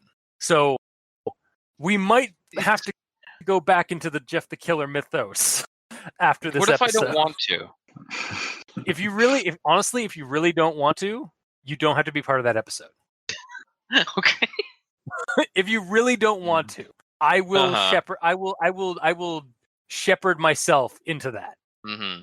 It just seems weird that someone made the image for their story, and then someone else just steals the image and makes a more popular story with it. Isn't that not That kosher? happens. It's well. What happens is it may not have even been intentional. It happens when somebody does a piece of fan art, and then somebody does a piece of art, and then somebody does a fan fiction of it, and then the internet takes the story that was a fan fiction to the art, and basically the image unfortunately gets slapped on to that version. Like it's happened. I can name two instances where that has happened separately from Jeff the Killer. The first one being the Seed Eater experience. The Seed Eaters, like the monster of the Seed Eater, the original creator kind of lost control of it because of everybody like started like doing fan art and fan fiction of it and started taking it a completely different route than they intended, and as a result they kind of decided to just just stop having ownership of the Seed Eater and try and do something else because they were tired of people like thinking it was something else. The other instance is Momo, the bird woman monster that some Japanese artist sculpted and made this creepy yokai creature with like big bulging eyes, and it's like a weird distorted female face on a bird's body, and it was in an art gallery in Japan for yokai like imagery and stuff. And somebody took a picture. It's nightmare fuel. Like I when I remember first seeing it, I was creeped out by it, but it quickly took on its own thing online of like a ritual, like, oh, if you see Momo, if you take the Momo ritual like quiz, she'll come to you and kill you, kind of thing. And that took over an entire like section of the internet as a result, and to the point where you couldn't type it Google Momo the Bigfoot from Missouri or without getting Momo the bird woman monster. And people like there was a huge fandom for it, a huge fan fiction thing following of it, and people didn't realize that it was actually a piece of art that somebody's actual property that somebody did. They just kept using the imagery regardless of that. Shit. And to the point where the artist, I think, ultimately like removed the art piece and destroyed it so that it couldn't be used again. It almost happened with Siren Head by I want to say Slimy Swamp Ghost, Trevor Henderson, the actual artist, or the actual artist of a bunch of cool, creepy photo manipulations on Twitter. One of his early monsters, Siren Head, got huge amounts of like fan following, and he fought a bunch of people who tried like using it in a video game and was selling it on stream or on Steam. Because it's not like, and people on YouTube and stuff like that started feeding into the misinformation about the monster's like core ideas. And it is an intellectual property, like to Trevor. Like Trevor Henderson owns or is like the creator and copyright owner of Siren Head. So unless you get permission, you can't make any kind of like profitable like artwork or any kind of profitable project with it, unless you get his consent. And a lot of people work. It's like if I tried to make a Mario game, I can't do that. Exactly. Like it's fine to do fan art and to do fan fiction and stuff like that, but the problem lies in when it gets out of control, or if you try to make money off of it, because you don't own that character, you don't own that property. Mm-hmm. So unfortunately, getting back to Jeff the Killer and like the story that we all know about Jeff the Killer, it may not even be the original one, and unfortunately, that's the one that kind of stuck. From what I understand, I might be slightly off base. I will double check that, and then we will do another episode of the original Jeff the Killer stuff if we or not feel inclined. Or I'll have future me add in something right now to confirm that like the Jeff the Killer story that the artist did for the original image is different from the origin story. Okay, so yeah, there's a lot about Jeff the Killer stories and reiterations to kind of digest. So yeah, there's somebody named Sisor online who was claiming that all of the creepypastas that are out there, including the original one that we did like 6 years ago, was fake, and that they had an original story, and they released this video on YouTube October 2008, and like it changes the origin of Jeff the Killer fairly drastically. Like there's no bullies, and it's just like an accident that happens with Jeff the Killer in the bathroom, but we're not exactly sure if that's the case or not. So like it's kind of the problem with like internet memery and fiction, is that it's hard to kind of pin down who's the actual creator or the original like writer of a story or an entity. So and I mean, there are certainly videos out there that have tried to find the origin of Jeff the Killer, both the imagery and the story. So we'll have a link in the description below of one such video trying to pin down the image itself. And hey, we might do Jeffuary. Who knows? All right, I'm sending it back to my past self. Boop. There we go. We can do like a Jeffy January or something stupid like that. Don't tempt me, buddy. I'll that do sounds it. That almost sounds interesting. Or no, Jeffuary. Jeffuary. Fuck, we need to do that because I'm sorry, man. There is so much Jeff the Killer like fan fiction out there that we could do an entire month on Jeff the Killer. Okay, if we're gonna do this, I want to do shit that's actually interesting, like the original, not Jeff the Killer, Jeff the Killer. Yeah, like the original one, or like we should even do an episode, like, because I actually recently got forwarded a video by Matt from Drunk and the Ugly regarding the origin of the image of Jeff the Killer. So we could do a Jeffuary if you want. I mean, sorry, I keep posing it as a question. We could do a Jeffuary like month. So it's definitely within the cards. We're still recording. This is still part of the show. All this is getting left in for posterity. You need it on record that yes. I said this. So when I complain, like, you did bring this up. Yeah. Paul, you did it. Yep. So we will do some digging off recording and look into more of the Jeff the Killer mythos, expanded fiction, and we will see what we can come up with at a later date. So I'm very sorry, Mikey. I did a bad. I want that to be my ringtone now. I did a bad. Whatever gamer calls, I did a bad.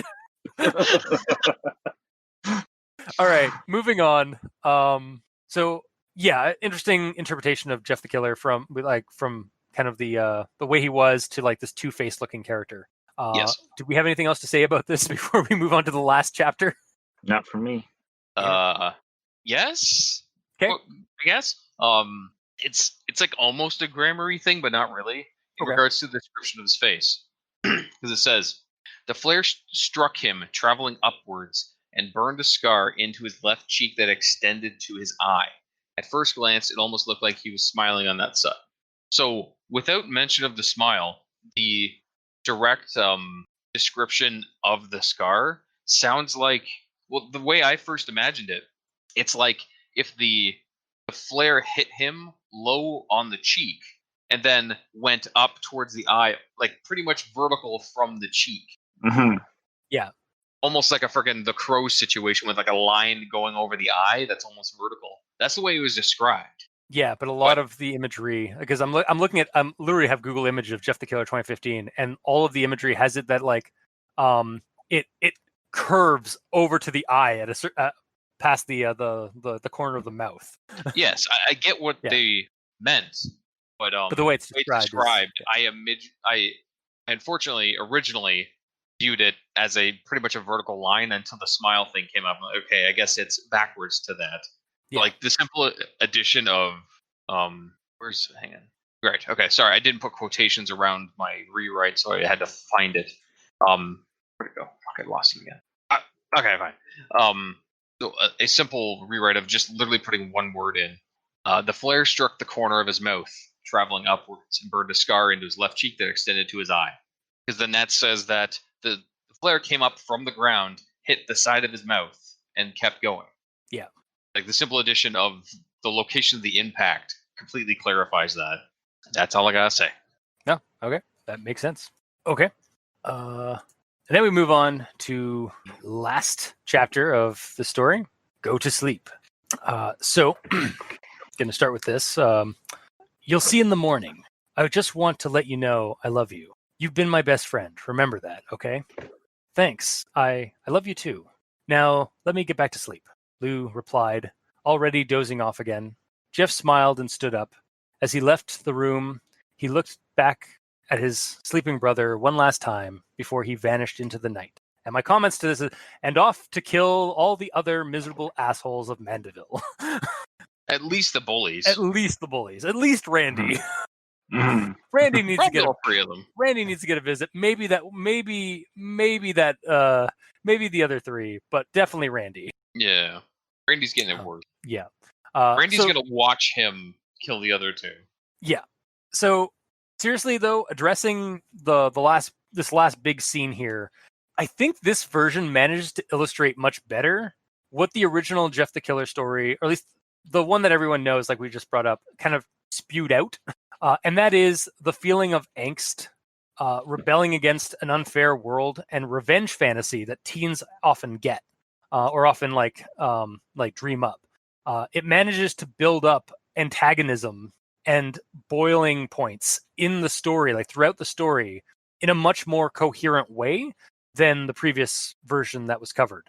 Don't get me wrong, still a story about a serial killer in the making, but up until the point he turns to the dark side, I was really rooting for Jeff. And even at the end here, I am left with a bittersweet moment of like brotherly love. I kind of almost feel bad or feel sad for Jeff for leaving his bro, even though like seconds ago I just read that he killed his mom and dad. Mm-hmm. Like, I'm not saying it's justified, but like they were also really shitty. Again, not like it's I don't know what else to say here other than I don't hate how things went down in this story. Like, it's a much better retelling of the Jeff the Killer origin narrative to me anyway. So yeah, that's my actual thought for the final chapter. Is just like it was a very nice bittersweet moment at the end there that kind of tied off the story well for me, even though like minutes ago I just read that he mercilessly killed his parents.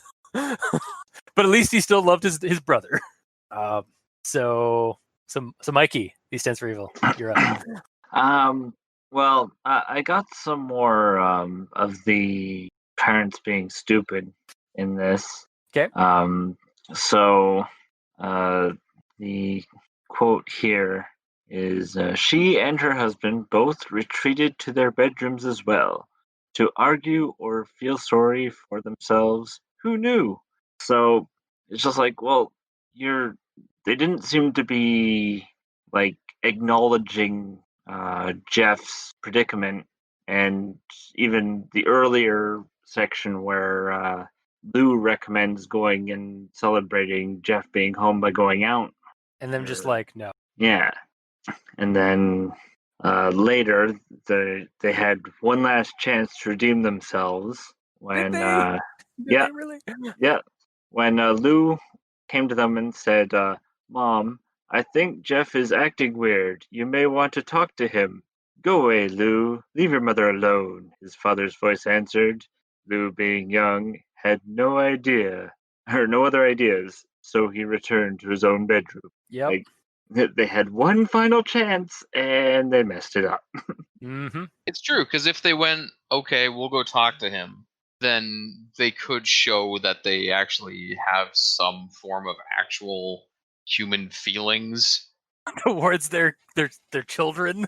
Yeah. What's funny is this version paints the parents in such like, at this point, like regarding like addressing their child's like broken mental state. It's funny how it addresses it pictures the parents to be more uncaring than they are in the other version of the story, where the parents do ask their the doctors if they think Jeff's going to be all right, and the doctor's like, "Oh yes, this is expected from such a horrible traumatic situation. If he starts acting even further weird, come back and see us in a couple of weeks."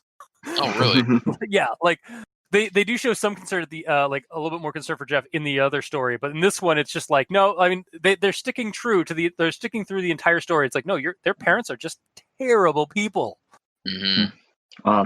And for me, at least, I think a way to potentially solve or make the parents better. Less terrible? Well, same terrible, but slightly less, would be if the mother was a stepmother. Yeah. Because then she's not biologically related to the brothers, and thus is just being her "it's all about me" scenario. Yeah, we're getting more of an evil stepmom kind of narrative put into the story. And I mean, not to bash stepmothers, because like you can be a stepmom and be just as like good to your stepkids. As if you were a regular, as if you were a biological mom. Yeah, because like just, your maternal instincts would take over and shit. Exactly. If anything, yeah. I think it'd be harder for a stepdad than a stepmom. Yeah, because there's certain stigmas and stuff like that in both culture and like just in dealing that kind of stuff. But again, like I think there is definitely I mean, since we're following like the thing of like narrative tropes and story stuff, yeah, like it would have been a little bit more easy to buy or easy to eat, like take that pill of digest. Yeah, to digest that pill of like the mom being this terrible and this like stupidly like self-centered, if it was the stepmom. If you want to like kind of keep that narrative going. Yeah. I mean, humans are terrible people, so I'm sure there are. I mean, yeah, you're a right. number of stepmoms out there who are equally bad. Yeah, but I mean, it's not all of them. Like that. Otherwise, to say otherwise would be generalizing an entire group of people. Yeah. But yeah. So that's all I have to say for that section. Okay. Gamer. The only thing I have written down is when he goes to attack his parents. I kind of wish, like, it's gonna sound silly, but it would hear me out because it would actually be realistic. I kind of wish when he went to stab his father, he missed on the first stab. Because he has no depth perception. No, that's why I said it's not funny. I know. I'm sorry. I saw as soon as you said like it's an eye thing, I realized. Yeah. Oh, I know. I do that all the fucking time too. But regardless, I kind of wish he missed on the first stab because he has no depth perception anymore. He's half blind. Yeah. And then like it would show that he's serious, and then his parents could like backpedal a little bit and try to explain shit. But then the next series of stabs would get him, obviously. Well, it was funny because like the dad's like trying to like a hostage situation is like, son, put the knife down, like whole time. I didn't even get that. Like the feeling I got from him is just like, oh, he's fine. He's not gonna fucking do anything. What's he gonna do? You know, like he was not worried at all until the knife was in his stomach. Yeah, exactly. Which is kind of funny in itself because like, are you that dense that you just don't perceive that? Yeah. Then again, they did just wake up in the middle of the night, so they are like dealing with like drowsiness and like you're not thinking properly because you're still trying to get your thoughts together. I mean, speaking for yourself, but if I woke up and there was a child at the end of my bed that has a scarred face and one pure white eye while brandishing a knife, I think I'd wake up pretty quick. I mean, you would, but you're, who knows? Like, but like people are like, maybe it's like, different people. Cause like, I don't know if I'd still be, it'd still take me like maybe 5 minutes to process what the hell I'm seeing. I guess, I am a morning. Yeah, I am not a morning person. I front flip out of bed every morning. Mm-hmm. Ninja duck roll to the bathroom. Of course, yes. You have traps set up so you can do like a quick obstacle course as you're getting to your bathroom. Mm-hmm. It's like the Green Hornet. I have I have someone that I pay to hang out in my house and attack me on the way to the bathroom every morning. Nice. Keep me sharp. Mm-hmm. That's just your basic ninja training right there. Mm-hmm. It is, yes. Then we play video games together later. Mm-hmm. Great. You guys are actually enemies. Enemies back when you first met, but then you became friends. Yes, of course. After you tried to murder me repeatedly, then I hired him to do it as a career. Oh my god! I want this fucking story. I want this buddy horror. Just a wealth of ideas today. I hired a serial killer. Oh my god! We've just come up with a really good creepypasta plot. Yep. Here's the origins of my character. Next time on Plot Growers, we're gonna brainstorm this story out. Check out our Patreon. Anyway, so yeah, that's all I had to say for that one. Oh, okay. I kind of wish he missed rather. Yeah, depth of perception's a thing. Yeah, no, it would have added to the like a little bit more if he was a little bit more frantic at it because this is his first time being a slasher, like a literal slasher. Yes. Or a stabsman. But yeah. All right. On to final thoughts. So as far as the story as a whole goes, it's the same kind of core material, the same tropes and origin story, though slightly altered for the better, I feel, that we got from the other version of the story 6 years ago when we read it. And it's written fairly competently. There are obvious flaws and typos and a lot of cringe. Though I think the cringe I got while reading the story was mostly stemming from the perspective of the characters and their ages. I was gonna say, where's this cringe you're getting? I did get a little bit of cringe from like some of the dialogue and like some of their mannerisms and stuff, but it was more just like I think from just them being kids and just like I guess. But as you're the story, really sensitive to cringe. Yeah, that is your weakness. That is if my you had weakness. Like a stat sheet, that would be like your weakness. Yeah, 100%. Yeah. But as the story went on, it got less and less cringy. Because I started like you really start liking something like again like that the compelling conflict at the end near the end, and then like the potential almost blossoming buddy horror that turned out to be a trap. Like it was actually really well done. Honestly, as far as a Jeff the Killer origin story goes, you could do worse. History has shown you could do worse. So this is pretty great. Like I said, I went back and listened over the original episode that we touched on, and the one with me and the one with Dr. Leviathan and myself. And I found it. I was kind of surprised that we both enjoyed the core concept of Jeff the Killer, which I think just is really just like that. We like serial killer horror fiction. Like it's interesting and compelling, and also really creepy as hell because it's a serial killer. But the reason we didn't care for the original version of that story was because it was just so hastily and crudely put together and written and set up. Whereas this version, there was a lot more thought put into into the narrative and the interactions with the characters. So it feels more grounded. It feels more realistic for a Jeff the Killer story. So yeah, I'm going to recommend this version of Jeff the Killer 2015. And would I again re-listening to our previous thing, I was like, yeah, you know what? I think I might like. I know we've joked over the years, both off and on recording, like cutting jabs at Jeff the Killer and like nagging at each other, or like you guys nagging at me for like liking Jeff the Killer. And it's like, yeah, I know, I'm gonna own it. I don't mind Jeff the Killer. Like after reading this story. What about after rereading the previous one? Would you still I recommend don't like the previous? writing of that story, but I like I don't mind the core concept of Jeff the Killer, like at its core, like what he is. For an antagonistic for a slasher movie antagonist kind of character, like that is basically what he is. He's just an internet era version of like a slasher flick. It's like why people like Freddy Krueger, even though he's technically a pedophile, or like he's like a terrible, like he molested children, or like he was like horrible to children in some of the later stuff. As we find out more about his backstory, like he's still it's not that I like the character because of the character like is good or anything. I like the character because he's a hateable, creepy villain. So anyway, I'm done my recommendations. I liked it. I'd recommend it if you're into Jeff the Killer stuff, or if you're like kind of testing the waters, like you've heard Jeff the Killer before and heard how terrible it is. This one, 2015 version, isn't a bad like read for an origin of Jeff the Killer. That's my final thought. Mikey, these stands for you. All right. So before I get into final thoughts, I have a final actual thought, which I didn't mention previously because it spans over 3 sections and it doesn't fit into one particular section. Oh, okay. Okay.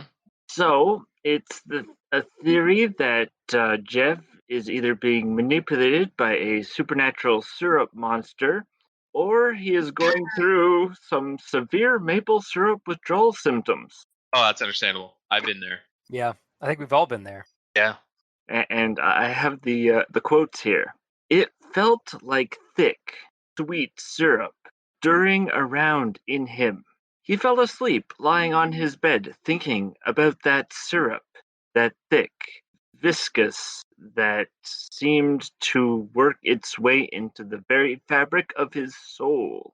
For a while, he forgot everything as he was plunged into that dark, rich syrup once more, the rage almost serving to dull the pain. Thick, rich, dark, that syrup of raw, primal emotion. The morphine drip added a nice touch of euphoria. Jeff could almost feel himself plunging into the syrupy waters of hatred and emerging changed. And that's Is this your tie into the Supernatural Task Force? No. Because it kind of felt like it was starting to be. A little bit. Like There. I could see that. I could also see like before this story even starts, Jeff had a run-in at like a strange eldritch diner in New Orleans, where he decided to try the authentic maple syrup that they were serving. Because what's interesting in the States is that they don't actually serve maple syrup when they serve maple syrup.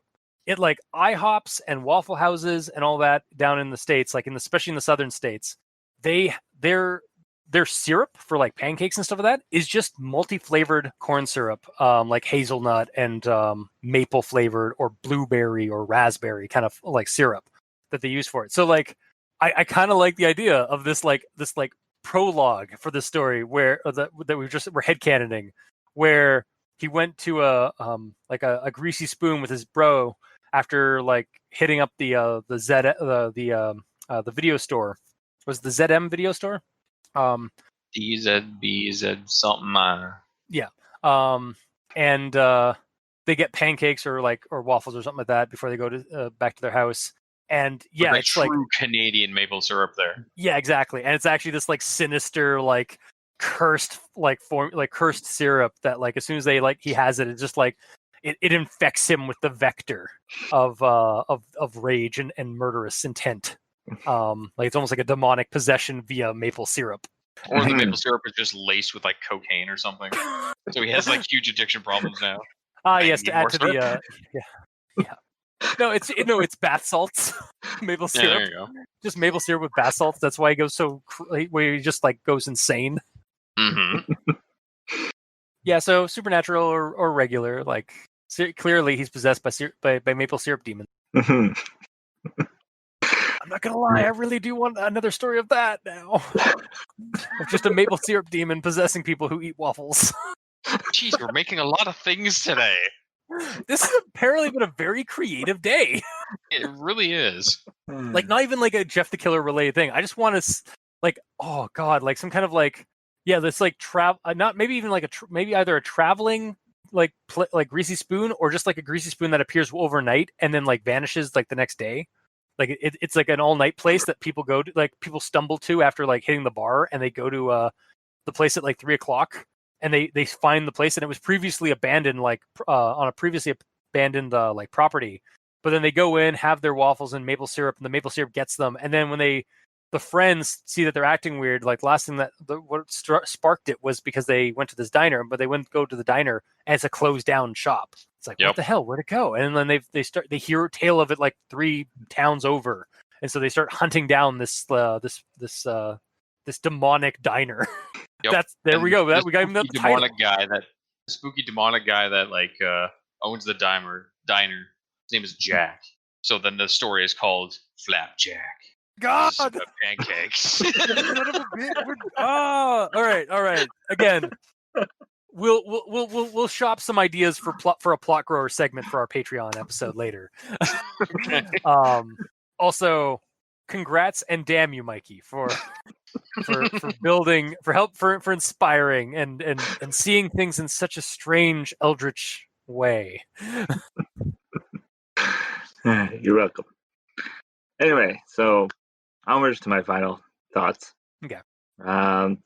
So I like the fact that they changed up the event that happens. We have a flare gun instead of the vodka, bleach, and a gun.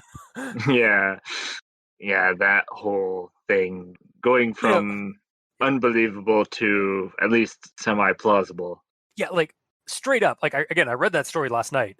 The three bullies, and they're all the same guys, like same names. They stick up a children's party. There's adults there too that are all watching in horror as this happens, and those kids. There's no mention of those kids going to jail for what happened. Yeah, bullshit. Yeah. Like this one felt a lot more grounded in the realm of reality of like, yeah, like they're just a bunch of kids trying to cover this up, and then oops, a flare gun goes off. Mm-hmm. And then there's basically everyone except for Lou and Jeff you end up hating for some reason or another. Yeah, no, absolutely. Like that seems like it was a built-in design for the story. Yeah. Even that clerk at the video store betrayed them. Yeah, true. Yeah. And like I described, it may not be her fault, because if she only looked over and saw Jeff beat the fuck out of them, then the context, like she may not have had the full context of the story. Like again, she might have just been, like you said, looking out. Oh, they're talking, and then like work, and then here's like a commotion. It's like what? And then like they're suddenly fighting. It's like what? Oh god, that guy's kicking those 3 kids' asses. I gotta call the cops. But also, if she lives there, and if oh god, that's Randy. if Randy has a freaking street cred of being an asshole, then she should have been like, okay, Randy probably started that. I'm just gonna not call the cops. Or she's like, oh shit, Randy's getting in trouble. I better call the cops so they can deal with the outsider kids, these new kids, because like she's scared about against Randy. Maybe who knows? Maybe. Yeah. That's all. It's all conjecture at this point. I kind of wish she just like walked into the back though. Like I'm not seeing any of this. He deserves a beat down. You that in a non-horror story or in a non like oppressive like environment, then yeah, I totally agree. Mm-hmm. But in horror stories and also in like stories about like a town that's being basically corrupted or like controlled by a more powerful family, which seems to be what the Randy's family is kind of got. Yeah. It's that kind of situation. I was kind of hoping the store clerk would end up becoming a friend to Jeff and Lou. Right. And like add to the buddy horror aspect of it all. But no, it's just basically there to be a witness to and to call the cops. Yeah. Her name is Whitney. Whitney. Oh my god. Whitney S. Yeah, Or- it's ESS. yeah, no, it's Whitney S.A. Oh, there you go. Okay, sorry. Continue, Mikey, with your final thoughts. Anyway, I liked how Jeff was sort of calm, cool, and collected when he had to deal with the fight scenario, and he was trying to avoid the fight. Oh, that one. Yeah. The first one. But then when you see the parents and their lack of parenting skills, you wonder how the heck did he become so good at assessing situations and whatnot. You could speculate that was as a result of his boxing training, because like some of the reasons why you take your kids to like karate and stuff like that is actually to learn discipline as much as to learn cool like karate moves. And also, like, because, like, technically, the shittier your parents, the better the kid might be in a way. Because depending on how they grow up, they might be like, I don't want to be anything like my folks. So if they would do this, I'm going to do the complete opposite. So if they would do the shittiest thing, they would do the best. Oh, or it's just teenage angst, and it's like, I'm not doing what my parents tell me to do, type thing, and it ends up doing good. Yeah, because the parents would want shit. Yeah. All right. So anyway, I'm gonna give this a partial recommendation because it was much more enjoyable than the original. Yeah. But you can only do so much with the source material. Fair. And I guess then gamer. Yep. So truth. Everyone's been waiting to hear it. Who's everyone? You? Yeah.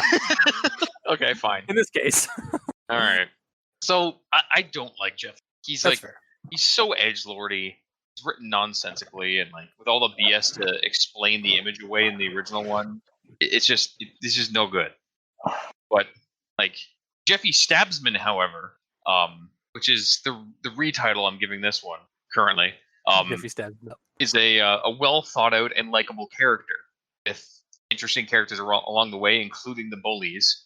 Even as one dimensional as Troy and Keith are, they're still likable in their roles, even with how little you know of them. Like the plot's good and all that. Yeah. But like, I would hate to read this one first without knowing a goddamn thing about Jeff the Killer. Because you'd read this and you'd be like, this isn't so bad. I'm going to look up and see if other people agree with me. Why is everyone hating this? What is this image? That's not how Jeff looks. It's one star. Yeah. Like, I would be so confused. Yeah, this is definitely like if you've seen like it would be such a jarring take. Yeah, it really would. It would be like having like an amazing piece of pie and then like going to another place expecting the pie to be just as good, and then the apple pie in it is like just like foul. Yeah. And then every other apple pie that you've had, it's like having like the greatest apple pie ever, and then every other apple pie slice that you have after that cannot compete because it's in comparison. Yeah. Yeah. But I mean, is that better or worse than going through the shit? It's got to be worse. It has to be worse because if you read it with the standard Jeff the Killer first one and then go through all the bad ones to find the good one, there's a light at the end of the tunnel. If you read the bad one, if you read the good one first, then it's all downhill from here. Yeah, it's really just like it's like really just like, all right, you've read this one, all right, stop. Yes. Don't read any more Jeff the Killer stuff. Yeah. Because you're especially don't read that first one that came out or that early one that came out because it's a doozy. Yeah. It's like it'd be like finding out like a role model of or it'd be like this is a weird. This might not be an appropriate example, but like be like finding out one of your. It's like don't meet your heroes. Like you finding out that you're the person that you looked up to after idolizing them and stuff like that turned out to be a complete utter shitheel. Yeah, they're like a Nazi or something. Yeah. Yeah. But anyways, back to the story. Overall, the read was good. Honestly, there wasn't too much that I could really pick at.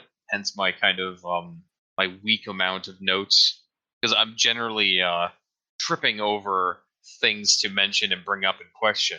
But everything is explained in here, including the cops' procedure and their reasoning behind things. It all made sense. These cops ain't from Derpland. Almost said Derpton. Which is already Derpland. which is already points. Hmm. But yeah, so as an overall, I I'm sorry. I didn't quite hear that. I don't think the audience quite heard that. What was that? you heard me. I shouldn't need to repeat myself. It's fine. I think you should, just for clarity. Alright. I recommend this one. It's pretty good. Yeah, I'm with. Honestly, I was with you because, like, again, we've bashed Jeff the Killer for 6 years since that episode. Deservingly so. Yeah, and deservingly so. Like, because like it is like I will admit he is an edge. Like, I will also admit he is an edgelord. He is like it's a teen revenge fantasy is what he is.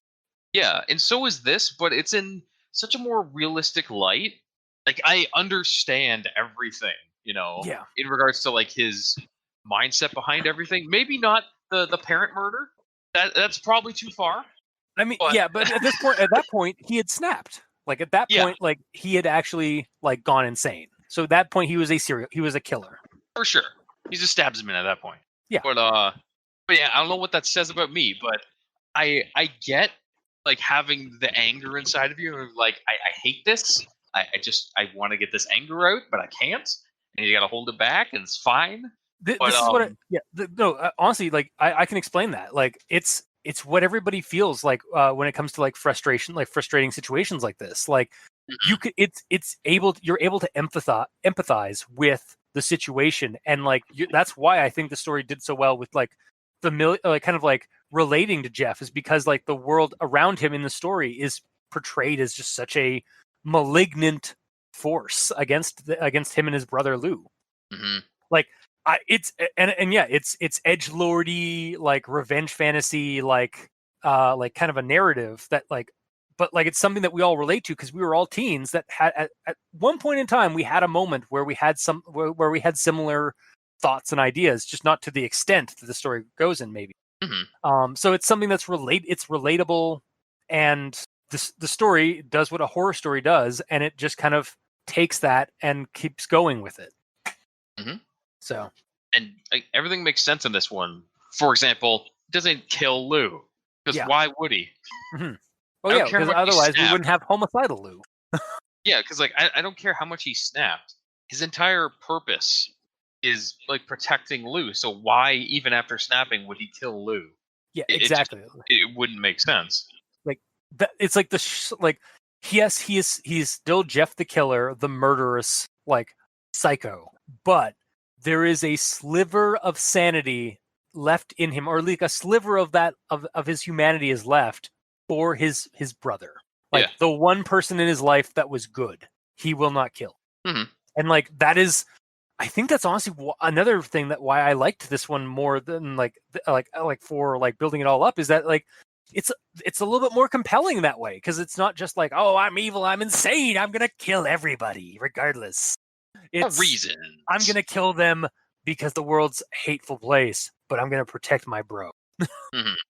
And for all we know, he may have not even gotten revenge on Randy. He probably did, but he may have just gone off into the darkness and like to go kill elsewhere, or not. not even go kill, or maybe all his other killings after this aren't even like premeditated. Maybe they're just like somebody like pissed him off or like did something wrong like to him, like because they thought he was just a homeless guy or some disfigured homeless guy, and they like maybe they had their comeuppance. Maybe it was like maybe they kind of maybe they're portraying it almost like not an anti-hero kind of character in a way. Mm-hmm. Yeah. Or I mean, like, for all we know, his entire like reason for all the built up anger that just builds up inside him is because his parents are shit. Yeah. So after quote unquote taking care of them, for all we know, he might lose his entire anger problem and he's just starting a new life somewhere. Yeah, it could even be that. Like, he's going to be on the run because he killed his parents. Oh, of course. A new terrible life of on the run. Yeah. But he might just be a normal dude again after that. Yeah. Yeah, he may not. That was the only time he killed. Mm-hmm. He stopped being Jeff the Killer and just became Jeff Stabman. Yep. A little on the nose, but it's He's owning it. Yeah, he's owning it. Yeah. He has to own it just so he's like, yeah, I did that, but I did that for me and for Lou. Yeah, exactly. Like, again, he's kind of like, again, it falls into that like edgy like revenge fantasy, but it's more like a vigilante justice kind of thing. It's got more heart in it than just like I'm edgelordy because edgelordy is edgelord. Exactly. Yeah. Like we know why he's an edge, or why it's edgy is because, or why it's a revenge fantasy, and then like because the world around him was shitty to him, so that's how he reacted. Wow, I cannot believe we've spent like almost 2 hours talking about this. Yeah. and at the end of the day, we basically got 2.5 recommendations on Jeff the Killer 2015. I gotta say, 2020 is a weird year. It has been a really weird year, yeah. Honestly, I think part of it might also, like you said earlier, like you went into this hating Jeff the Killer and primarily because of the story that we all read earlier, like a couple years ago, and it was a really low bar, and this one like vaulted over that bar. I mean, for all I know, it may have just like barely stepped over it, but just the fact it got above the bar, it's like, oh, wow, oh. Yeah, exactly. All right. Well, as always, if you have any comments or would like to get in touch with us or tell us like your own opinions of this kind of stuff, you can leave them in the comment section below wherever this gets posted, whether it be on Podbean. Wow, I almost said paid bean. Whether it be on Podbean, Facebook, YouTube, or Tumblr. You can also get a hold of us on Twitter.